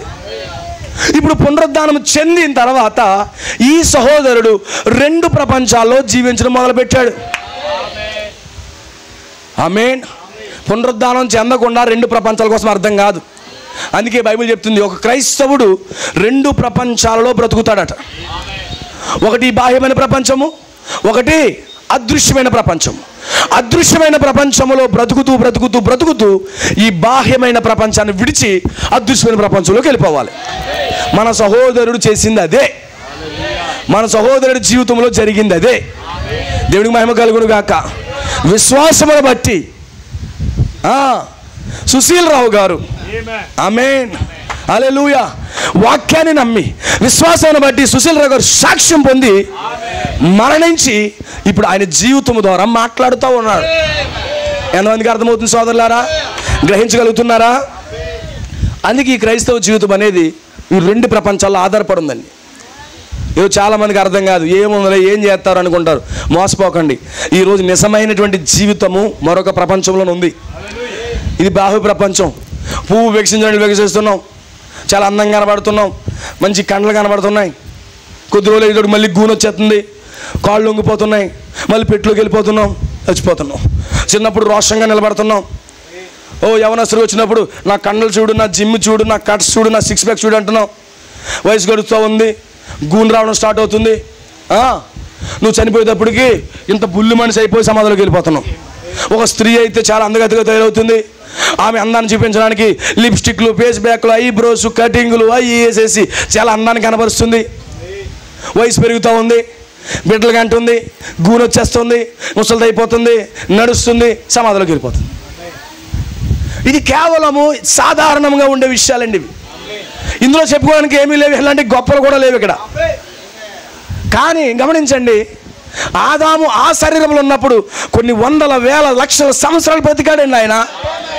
ఆ శరీరంలో మరణం లేదు. ఆమేన్. ఇప్పుడు అందుకే ఆ యొక్క అదృశ్యమైన ప్రపంచంలో వ్యాధులు రావు, గుండెపోట్లు రావు. ఇప్పుడు ఎక్కడ గుండెపోటు వచ్చేద్దో భయం, ఎక్కడ వ్యాధులు వచ్చేస్తానో భయం, ఏదైనా చిన్నది గుచ్చుకుంటే భయం, చిన్నది గుచ్చుకుంటే సెప్టిక్, తర్వాత మళ్ళీ కాలు తీసేయడం, చెయ్యిలు తీసేయడం, రకరకాల వ్యాధులు, బాధల్లో పడిపోతున్నాం. కానీ గుర్తుపెట్టుకోండి సహోదరి సహోదరులారా, ఈ జీవితంలో కేవలము ఈ భూమి మీద తాత్కాలికంగా నీ జీవితము ప్రయాసలతోనూ, కష్టాలతోనూ, దుఃఖాలతోనూ, మరణంతోనూ ఇది ముగించబడుతుంది. కానీ గమనించండి, అదృశ్యమైన ప్రపంచం ఒకటి ఉంది. 5వ పరిమాణం ఉంది, 6వ పరిమాణం ఉంది. ఇప్పుడు నువ్వు 5లోకి వెళ్ళాలో 6లోకి వెళ్ళాలో ఎక్కడే డిసైడ్ అవ్వాలి. నువ్వు 6లోకి వెళ్ళాలంటే, 6 అంటే పరిశుద్ధులు నివసించే స్థలం అది. 5 అంటే వాక్యమును తృణీకరించి విచ్చలవిడి జీవితం జీవించి లోకపరమైన జీవితాన్ని జీవించి వెళ్ళే వాళ్ళకి సిద్ధపరిచిన స్థలం అది. ఇప్పుడు 6వ పరిమాణం వెళ్ళే వారికి, వాళ్ళు బ్రతకాలంటే ఈ భూమి మీద వాళ్ళు తిరిగి జన్మించిన అనుభవం కలిగి ఉండాలి. 6వ పరిమాణంకి వెళ్ళే మార్గాన్ని పట్టుకోవాలి. 6వ పరిమాణంకి వెళ్ళే మార్గాన్ని పట్టుకోవాలి. విశ్వాసము ద్వారా ఆ మార్గాన్ని ఎన్నుకోవాలి. దాన్ని బట్టి అందరూ త్రోసేయచ్చు, అందరూ తృణీకరించవచ్చు, అందరూ హేళన చేయొచ్చు. కానీ దాన్ని పట్టుకుని అక్కడ తిరిగి జన్మించి మారి మనసు పొంది పశ్చాత్తాపడి ప్రభువైన యేసుక్రీస్తు నామములో బాప్తిసం పొంది ఆ మార్గంలోకి వచ్చి ఆ మార్గంలో నడుస్తూ నడుస్తూ నడుస్తూ నడుస్తూ ఒకరోజు 6వ పరిమాణంలోకి వెళ్ళిపోవాలి. That is the truth. అదే సత్యము. ఒకవేళ 5వ పరిమాణంకి వెళ్ళేవాడు జీవితం కూడా చెప్తున్నాను చూడండి. యేసు ప్రభువారు ఆ కాలానికి వచ్చాడు, వాక్యముగా వచ్చాడు. ఆ కాలంలో పరిసయ్యుల సంఘాలు ఉన్నాయి, శాస్త్రుల సంఘాలు ఉన్నాయి, హేరోదీయులు, సదుకీల సంఘాలు ఉన్నాయి. వారందరికీ అతీతంగా యేసుప్రభు వచ్చాడు. వాళ్ళు ధర్మశాస్త్రం చేస్తున్న ఉపదేశకులు, పెద్ద పెద్ద బోధకులు. కానీ యేసుప్రభు సామాన్యంగా వెళ్ళి బోధిస్తున్నాడు. అతను ఒక ప్రవక్తగా పిలువబడుతున్నాడు. మిగతా వారందరూ కూడా యేసుప్రభు అబద్ధ ప్రవక్త అంటున్నారు. మిగతా వాళ్ళందరూ కూడా యేసునామం యేసునామం అంటున్నారు. కానీ లాజరు అయితే ఆ ప్రవక్తను నమ్మాడు, ఆ యేసునామాన్ని నమ్మాడు, యేసునామంలో రక్షణ పొందాడు, యేసునామంతో నడిచాడు. అదే వర్తమానము ఈ ధనవంతుడికి కూడా వచ్చింది. ఆమేన్. ఈ యేసుక్రీస్తుని ప్రవక్తను అబద్ధ ప్రవక్త అని చెప్పి తృణీకరించి త్రోసేసి అతను వెళ్ళి ఇష్టం వచ్చినట్టుగా బ్రతికాడు. కానీ ఇద్దరు చనిపోవలసిన రోజు వచ్చింది. ఒక వ్యక్తి అయితే వాక్యాన్ని తృణీకరించిన ఒక వ్యక్తి అయితే 5వ పరిమాణంలోకి వెళ్ళాడు. కానీ వాక్యం కొరకు శ్రమలు, నిందలు, అవమానాలు, ఇబ్బందులు, ఇరుకులు ఎదుర్కొన్నటువంటి లాజరు అయితే 6వ పరిమాణంకి వెళ్ళాడు. 6వ పరిమాణం అబ్రహాం రోమును అనుకున్నాడు. 5వ పరిమాణంలో వేదన పడుతున్నాడు. ఆమేన్. ఈరోజు ఏ మార్గం ఎన్నుకోవాలి నువ్వే చూడాలి. ఆమేన్. ఏ మార్గాన్ని ఎన్నుకోవాలి నువ్వే చూడాలి. నువ్వు మంచిగా జీవించి ఉండొచ్చు, నువ్వే అబద్ధం ఆడకుండా ఉండొచ్చు, నువ్వు పరిశుద్ధంగా జీవిస్తూ ఉండొచ్చు. అయినప్పటికీ కూడా దేవుడు ఈ గడియలో దేవుడు ఎలాంటి వాక్యాన్ని పంపించాడు, ఏ వర్తమానం పంపించాడు, ఈ యొక్క సంఘ సమస్త విధానాల్లో నుంచి, నామకాద ఆచార భక్తిలో నుంచి నువ్వు బయటికి వచ్చి నువ్వు వాక్యాన్ని, ఏదైతే వాక్యం ఉందో, ఏదైతే బైబిల్ కరెక్ట్గా బోధిస్తుందో దాన్ని పొందుకొని నువ్వు దాని కొరకు జీవించినట్లయితే నువ్వు 6వ పరిమాణంలోకి నువ్వు వెళ్తావు. తృణీకరిస్తే 5వ పరిమాణంలోకి వెళ్తావు. గుర్తుపెట్టుకోండి, అదృశ్యమైన ప్రపంచం ఉంది, దృశ్యమైన ప్రపంచం ఉంది. అదృశ్యమైన ప్రపంచంలోనికి తిరిగి జన్మించిన వాడైతే 6వ పరిమాణంకి వెళ్తాడు. తిరిగి జన్మించకుండా వాక్యాన్ని తృణీకరించిన వాడు 5వ పరిమాణంకి వెళ్తాడు. గుర్తుపెట్టుకోండి, నా సోదరుడు తిరిగి జన్మించి పరిశుద్ధాత్మతో నింపబడి సహోదరుడు 6వ పరిమాణంలోనికి కొనిపోబడ్డాడు. అయితే ఒక రోజు ఆయన సమాధిలోంచి పైకి వస్తాడు. విశ్వాసము ద్వారా బ్రతికాడు, విశ్వాసం ద్వారా సాక్ష్యాన్ని పొందాడు, విశ్వాసము ద్వారా మాట్లాడుతూ ఉన్నాడు. ఆమేన్. హల్లెలూయా. ఏబేలు వెళ్ళిపోయిన తర్వాత మరొక బ్యాచ్ వస్తూ ఉంది. మరొక బ్యాచ్ ఎవరు తెలుసా? ఎత్తబడే బ్యాచ్ వస్తుంది. ఆమేన్. హానోకు పునరుద్ధానం అవసరం లేదు. ఎందుకంటే హానోకు భూమి మీదే దేవుడితో నడిచి మరణం అనేదే రుచి చూడకుండా కనురెప్ప పాటులో మార్పు చెంది ఎత్తబడిపోయాడు. ఇప్పుడు మన ముందు ఎత్తబాటుకు మునుపు ఎవరైతే నిద్రిస్తున్నారో వారు ఏబేలు వలె నిద్రించి సాక్ష్యమును పొంది పునరుద్ధానము కొరకు వాళ్ళు ఎదురు చూస్తున్నారు. ఏబేలు తర్వాత ఉన్నటువంటి హానోకు అయితే దేవుడితో నడిచి మరణమే రుచి చూడకుండా, సమాధిలోకి వెళ్లకుండా కనురెప్పపాటులో ఎత్తబాటులోకి వెళ్ళిపోయాడు. ఇప్పుడు ఎక్కడున్నాం? మనము ఎత్తబడే కాలంలో ఉన్నాం. యేసుప్రభు ఉపమానం చెప్పాడు. ఇద్దరు తిరగ విస్తుతుండగా ఒకరు కొనుకోబడతారు, ఒకరు విడిచిపెట్టబడతారు. ఇద్దరు పొలంలో పనిచేస్తుండగా ఒకరు వెళ్ళిపోతారు, విడవబడతారు. అవునా? హల్లెలూయా. ఇప్పుడు ఈ భూమి మీద కూడా మరణం రుచి చూడకుండా జరిగే గొప్ప కార్యం ఉంది.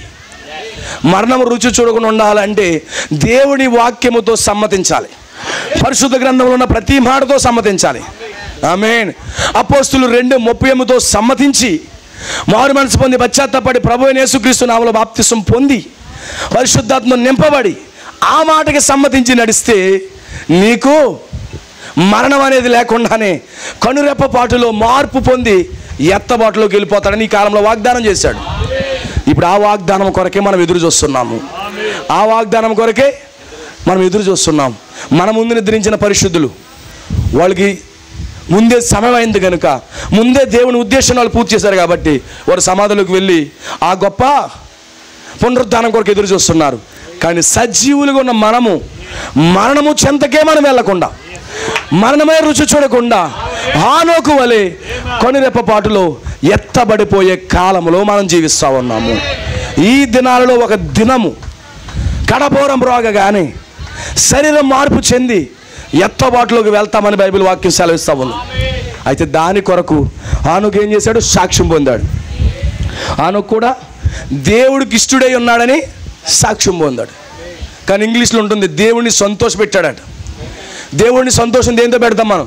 దేవుని చిత్తమును చేయుటే దేవుడిని సంతోష పెట్టడం. హానోకు దేవుని చిత్తం ప్రకారంగా జీవించాడు, లేఖనాల ప్రకారంగా బ్రతికాడు, సాక్ష్యాన్ని పొందాడు. ఆ సాక్ష్యాన్ని బట్టి కొనుపబడ్డాడు. అందుకే ప్రియమైన సోదరుల సాక్ష్యాన్ని సంపాదించండి. ఎలాగా? వాక్యముతో సమ్మతించండి. పరిశుద్ధ గ్రంథంలో రాయబడిన ప్రతి మాటతో సమ్మతించండి. సమ్మతించకుండా ఇద్దరు కూడి నడుతురు అన్నాడు. నువ్వు దేవుని వాక్యముతో సమ్మతించకుండా దేవునితో నడవలేవు. ఇప్పుడు పరిశుద్ధ వాక్యముతో నువ్వు సమ్మతించాలి. మలాకి 4:5-6తో నువ్వు సమ్మతించాలి. ప్రకటన 17తో నువ్వు సమ్మతించాలి. లోక 17:30తో నువ్వు సమ్మతించాలి.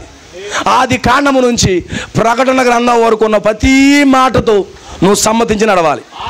నువ్వు ఎప్పుడైతే సమ్మతించి నడుస్తున్నావో అప్పుడు దేవుని చిత్తమును జరిగిస్తున్నవాడు అవుతున్నావు. దేవుని చిత్తమును జరిగించినప్పుడు నువ్వు దేవుడితో నడిచి నడిచి నడిచి నువ్వు కొనిపోబడతావు. This is the Bible. నా సోదరుడు దేవుని చిత్తం జరిగించాడు, వాక్యముతో సమ్మతించాడు, పరిశుద్ధాత్మతో సమ్మతించాడు, బైబిల్ గ్రంథంతో సమ్మతించాడు. సమ్మతించి నడిచి నడిచి నడిచి ఆ యొక్క దేవుని ఉద్దేశాన్ని భూమి మీద పూర్తి చేసి ఆయన పరదేశులుండే ఆ యొక్క 6వ పరిమాణంలోనికి అతను కొనిపోబడ్డాడు. అందుకే ముందు సాక్ష్యం సంపాదించాడు, వాక్యములో సాక్ష్యం సంపాదించాడు, పరిశుద్ధాత్మ సాక్ష్యం ఇచ్చింది. క్రైస్తవులారా గమనించండి, పరిశుద్ధాత్మ సాక్ష్యాన్ని సంపాదించండి. ఎవరికి ఆయన చేయలేదు అది కాదు. నువ్వు వాక్యముతో సమ్మతించావని పరిశుద్ధాత్మ సాక్ష్యం ఇవ్వాలి. అపోస్తుల కార్యములతో నువ్వు సమ్మతించావని పరిశుద్ధాత్మ సాక్ష్యం ఇవ్వాలి. అప్పుడే నీవు ఆ పరదేశంలోకి వెళ్తావు. ధనవంతుడైతే యేసుతో సమ్మతించి నడవలేకపోయాడు, కానీ పేతురు, యోహాను, యాకోబులు వీళ్ళందరూ యేసుతో సమ్మతించి నడిచారు. అప్పుడేమన్నాడు? నా యందు విశ్వాసం ఉంచిన వాడు నిత్య జీవంలోకి వెళ్తారని చెప్పాడు. వాక్యముతో సమ్మతించి నడవండి, అప్పుడు మీకు నిత్య జీవం కలుగుతుంది. అందుకే నా ప్రియ సోదరులారా, కుటుంబానికి కూడా నేను తెలియజేస్తున్నాను.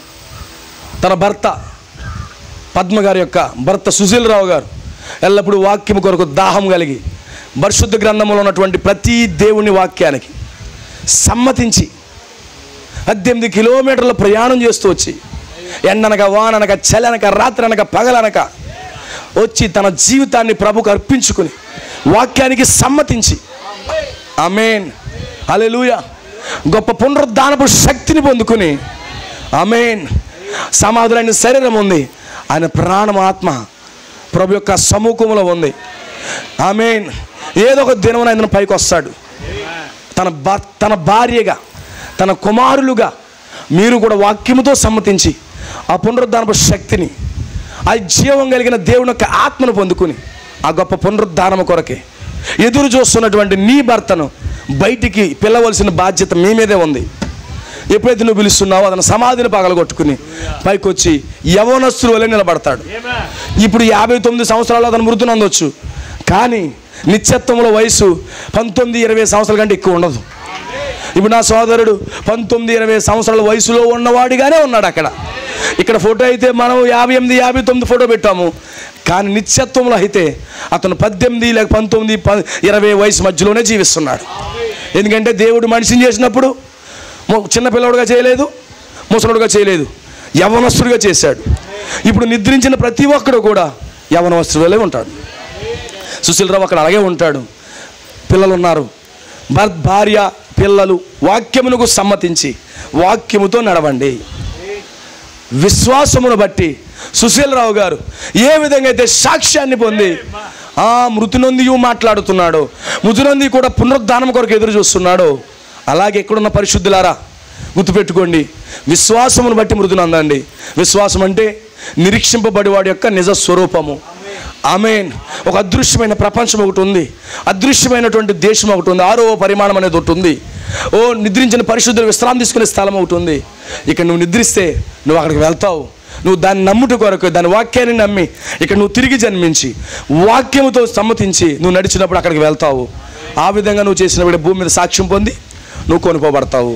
అయితే ఇప్పుడు హానుకు వల్లే మరణం రుచి చూడకుండా కొనిపోబడే దినాల్లో మనం జీవిస్తున్నాము. ఇప్పుడు ఆ దినాల్లో మనం బ్రతుకుతూ ఉన్నాము. సో ఖచ్చితంగా గ్రహించండి, గమనించండి, సాక్ష్యాన్ని సంపాదించండి. సహోదరి సహోదరులారా, విశ్వాసమును బట్టి పెద్దలు సాక్ష్యాన్ని పొందారు. ఈరోజు మనము కూడా ఆ విధంగానే సాక్ష్యమును పొందాలి. ఏంటి సాక్ష్యము? అదృశ్యమైన ప్రపంచం కోసము జీవించాడు, బ్రతికాడు. రేపు ఏం సంభవించబోతుందో మనకు తెలియదు, కానీ నేడే మనం సిద్ధపడాలి. క్రైస్తవులారా సిద్ధపడండి. ఏదో రేపు ఏం జరుగుతుంది ఎవరికి తెలియదు. ఇదే సుదినమయమది. ఈరోజే నీ జీవితాన్ని ప్రభువుకు సమర్పించుకోండి. విశ్వాసమును బట్టి సాక్ష్యాన్ని పొందండి. అదృశ్యమైన ప్రపంచాన్ని బట్టి సాక్ష్యాన్ని పొంది దాని కొరకే జీవించండి. వాక్యముతో సమ్మతించి మీ జీవితాలు నడవండి. ఖచ్చితంగా దేవుడు మిమ్మల్ని దీవించునుగాక. హల్లెలూయా. యాషావుకైతే పరలోకం లేదు, రెబ్కా గర్భం నుంచి వచ్చాడు. కయీను ఆ యొక్క అవ గర్భం నుంచి వచ్చాడు, కానీ పరలోకం లేదు. ఈరోజు క్రైస్తవులు వచ్చేసినా కానీ నువ్వు విశ్వాసమును బట్టి జీవించకపోతే నీకు పరలోకం లేకపోవచ్చు. ఆమేన్. ఈ క్రైస్తవ గర్భంలోంచి నువ్వు రావచ్చు, ఒక క్రైస్తవ బ్యాక్గ్రౌండ్ నీకు ఉండొచ్చు, కానీ ఏబేలు వలె వాక్యముతో సమ్మతించి నువ్వు జీవించకపోతే, యాకోబు వలె ఆ యొక్క జ్యేష్ఠత్వం కొరకు నువ్వు బ్రతకకపోతే, అబ్రహాం వలె విశ్వాసముతో ఆ యొక్క పునాదులు గల పట్టణం కోసం నువ్వు వెతకకపోతే, ఆమేన్, నీవు పరదేశంలోకి రావు.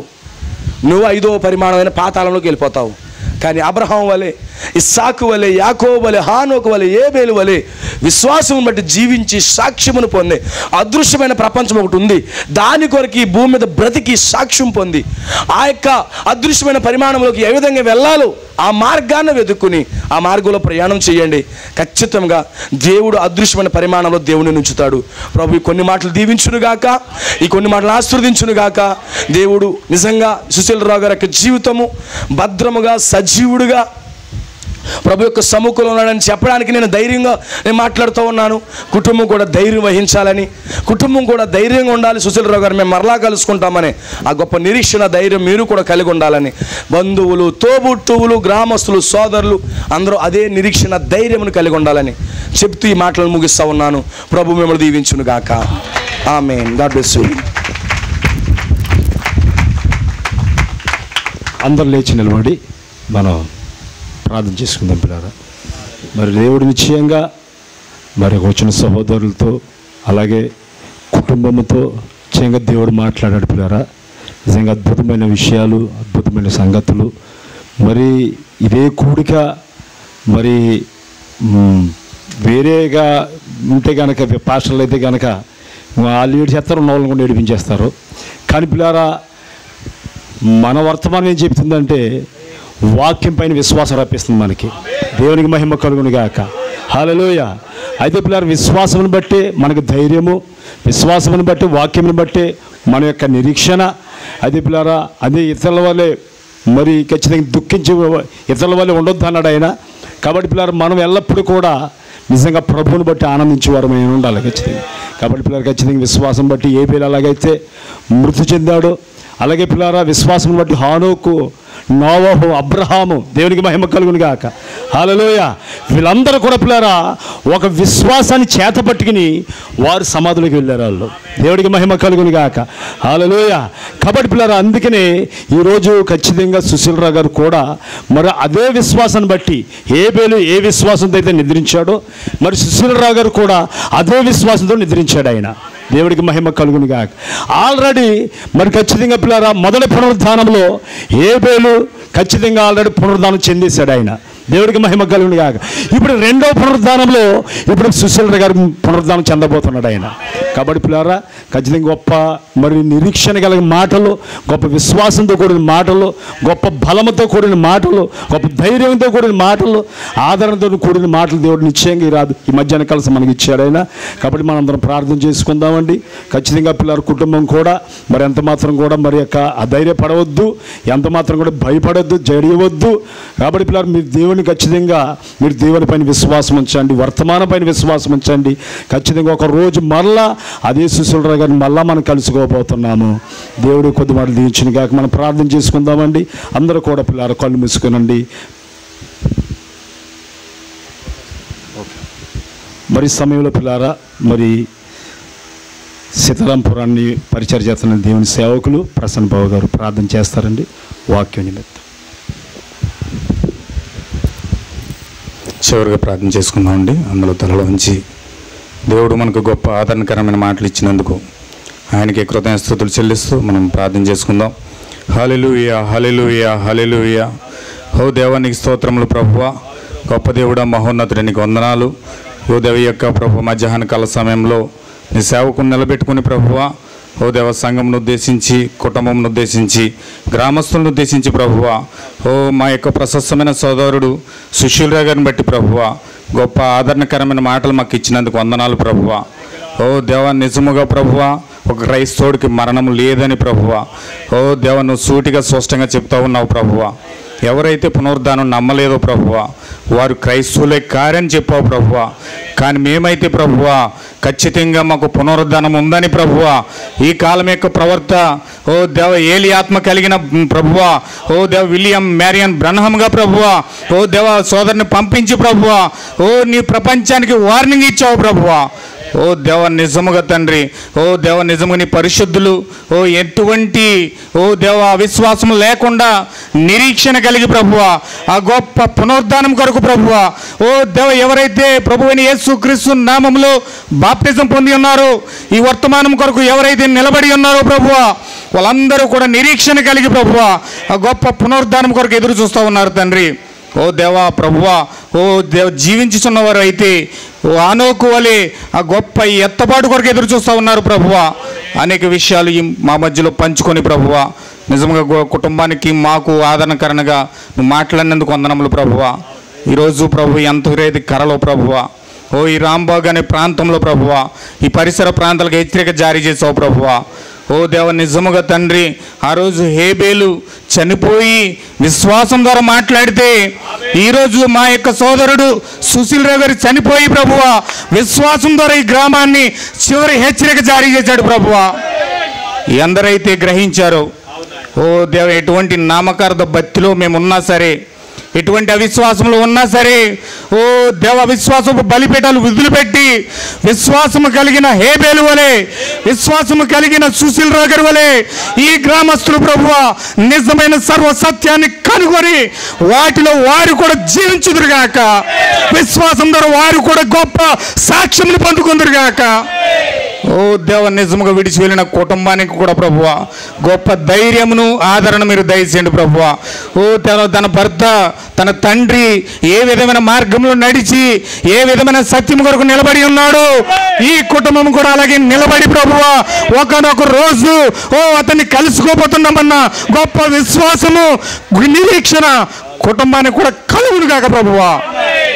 ఓ దేవ మేము ఎన్ని కష్టాలు పడినా ఎన్ని నిందలు పడినా ఎన్ని శ్రమలు పడినా ఎన్ని అవమానాలు పడినా గ్రామమే త్రోసేసినా ఓ ప్రపంచమే మమ్మల్ని వెలివేసినా నీ వాక్యం కొరకు మేము నిలబడి ఉండాలి ప్రభువా. ఆ గొప్ప నిరీక్షణ సాక్ష్యము నిలబెట్టుకోవడానికి ప్రభువా నీ బైబిల్లో ఉన్న ప్రభువా ఆ యొక్క పరిశుద్ధులందరికీ ఎటువంటి సాక్ష్యం ఇచ్చావు. ఈరోజు వాక్యం కొరకు నిలబడుతున్నా ఈ వర్తమానం కొరకు నిలబడుతున్నా నీ పిల్లల కొరకు అదే సాక్ష్యమును పలకబోతూ ఉన్నావు ప్రభువా. ప్రతి ఒక్కరు అలాగ నిలబడుదురుగాక, ప్రతి ఒక్కరు దాన్ని పొందుకుందురుగాక ప్రభువా. నీ నామమును ఏ విధంగా ఎవరైతే ద్వేషిస్తూ ఉన్నారో యేసుక్రీస్తు నామాన్ని ఎవరైతే వ్యతిరేకిస్తూ ఉన్నారో ఓ ప్రభువా ఆ నామమే రక్షించని నామమని, ఆ నామమే స్వస్థపరచు నామమని, ఆ నామమే విడిపించు నామమని, ఆ నామమే ఒకనొక రోజు పునరుద్ధారము చేసే నామమని, ఆ నామమే ఒకనొక రోజు ఎత్తబాటులోకి మీరు తీసుకెళ్ళిన నామమని ఈ గ్రామ ప్రజలు తెలుసుకుందురుగాక. ఓ ప్రభు మరో కుమారు చివరికి హెచ్చరికగా ప్రభు దేవ మా యొక్క సహోదరుడు దొండపట్టి సుశీల్ రావు గారు ఈరోజు హెచ్చరిక జారీ చేశాడు ప్రభువా. ఎవరైతే దాన్ని నమ్మి ఉన్నారో ఎవరైతే దాన్ని పొందుకున్నారో ఓ ఈ మధ్యాహ్నకాల సమయంలో వాళ్ళ హృదయంలో తాకులు గాక, వాళ్ళ హృదయంలో బద్దలు గాక, వాళ్ళ హృదయంలో ప్రార్థించుదురు గాక, నీ సత్యం కొరకు వాళ్ళు వెతుకుదురు గాక. ఎవరు అయితే కయ్యేను వలె ఓ దేవ ప్రభువు వ్యతిరేక మనసు కలిగి ఓ దేవ ఇక్కడ ప్రభు అనేక రకాలుగా ఆలోచిస్తూ ఉన్నారు కయ్యేను వలె వారికి కూడా ఒక గొప్ప ముద్ర పడును కాక ప్రభువా. ఓ దేవ నిత్యంగా ప్రభువా రెండు జీవ మార్గాలు వెళుతున్నాయి.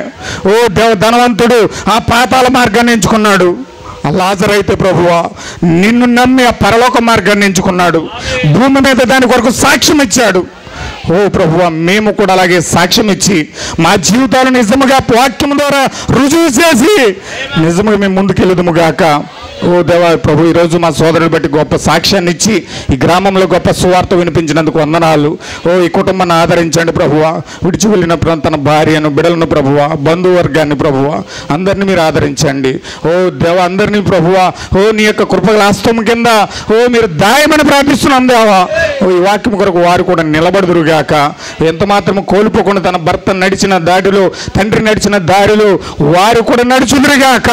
ఎన్ని అవాంతరాలు ఎదురొచ్చినా ఓ ఎన్ని ప్రభువా అడ్డంకులు ఎదురొచ్చినా ఓ ప్రభువా నిలబడే సహాయము ధైర్య సాహసాలు మీరు వారికి ఇవ్వమని ప్రార్థిస్తున్నాం దేవా. వాక్యమైన గ్రామస్తులు కూడా మీరు దీవించండి, ఏకీవించిన సహోదరులందరూ కూడా దీవించండి. ఓ ప్రభు వాక్యం విత్తిన దేవని సేవకులు ఓ పాస్టర్ నిశ్చల్ గారిని ప్రభువా బహుబలంగా మీరు ఇంకనూ వాడుకోండి ప్రభువా. ధైర్యంగా మీరు నిలబెట్టినందుకు వందనాములు. ఓ ఇంకనూ బహుబలంగా మీరు వాడుకోనండి. అనేక ఆత్మలకు రక్షణార్థం ద్వారముగా ఓ మీరు ఆయన ఉంచమని ప్రార్థిస్తున్నాం దేవా. నీకే మహిమ ఘనత ప్రభావాలు చెల్లిస్తూ ఈ ఆరాధన ఆదరించేంతవరకు నీ మహిమార్థమే జరిగించినందుకు నీకు స్తుతులు స్తోత్రాలు మరొక్క మారు చెల్లిస్తూ ప్రభుని యేసుక్రీస్తు నామములో ప్రార్థిస్తూ ఉన్నాం తండ్రి, ఆమేన్. మహాదేవుడు మన ప్రభుని యేసుక్రీస్తు యొక్క అద్భుతమైన కృప, సుశీలరావు గారు విడిచి వెళ్ళినటువంటి కుటుంబానికి, ఆయన యొక్క సంపూర్ణ తోబుట్టువులు సంపూర్ణ కుటుంబానికి, ఇక్కడ ఉన్న పరిశుద్ధులకు, గ్రామస్తులకు, సహకరించిన బిడ్డలందరికీ, దైవజనులకు ఆయన కృప సదా తోడుగుండి గొప్ప విశ్వాసమును బట్టి సాక్ష్యం పొంది ఆ గొప్ప పునరుద్ధానపు శక్తితో నింపి ఆ గొప్ప పునరుద్ధానము కొరకే, ఆ ఎత్తబాటు కొరకే ప్రభు నడిపించునుగాక. Amen, amen. God bless you.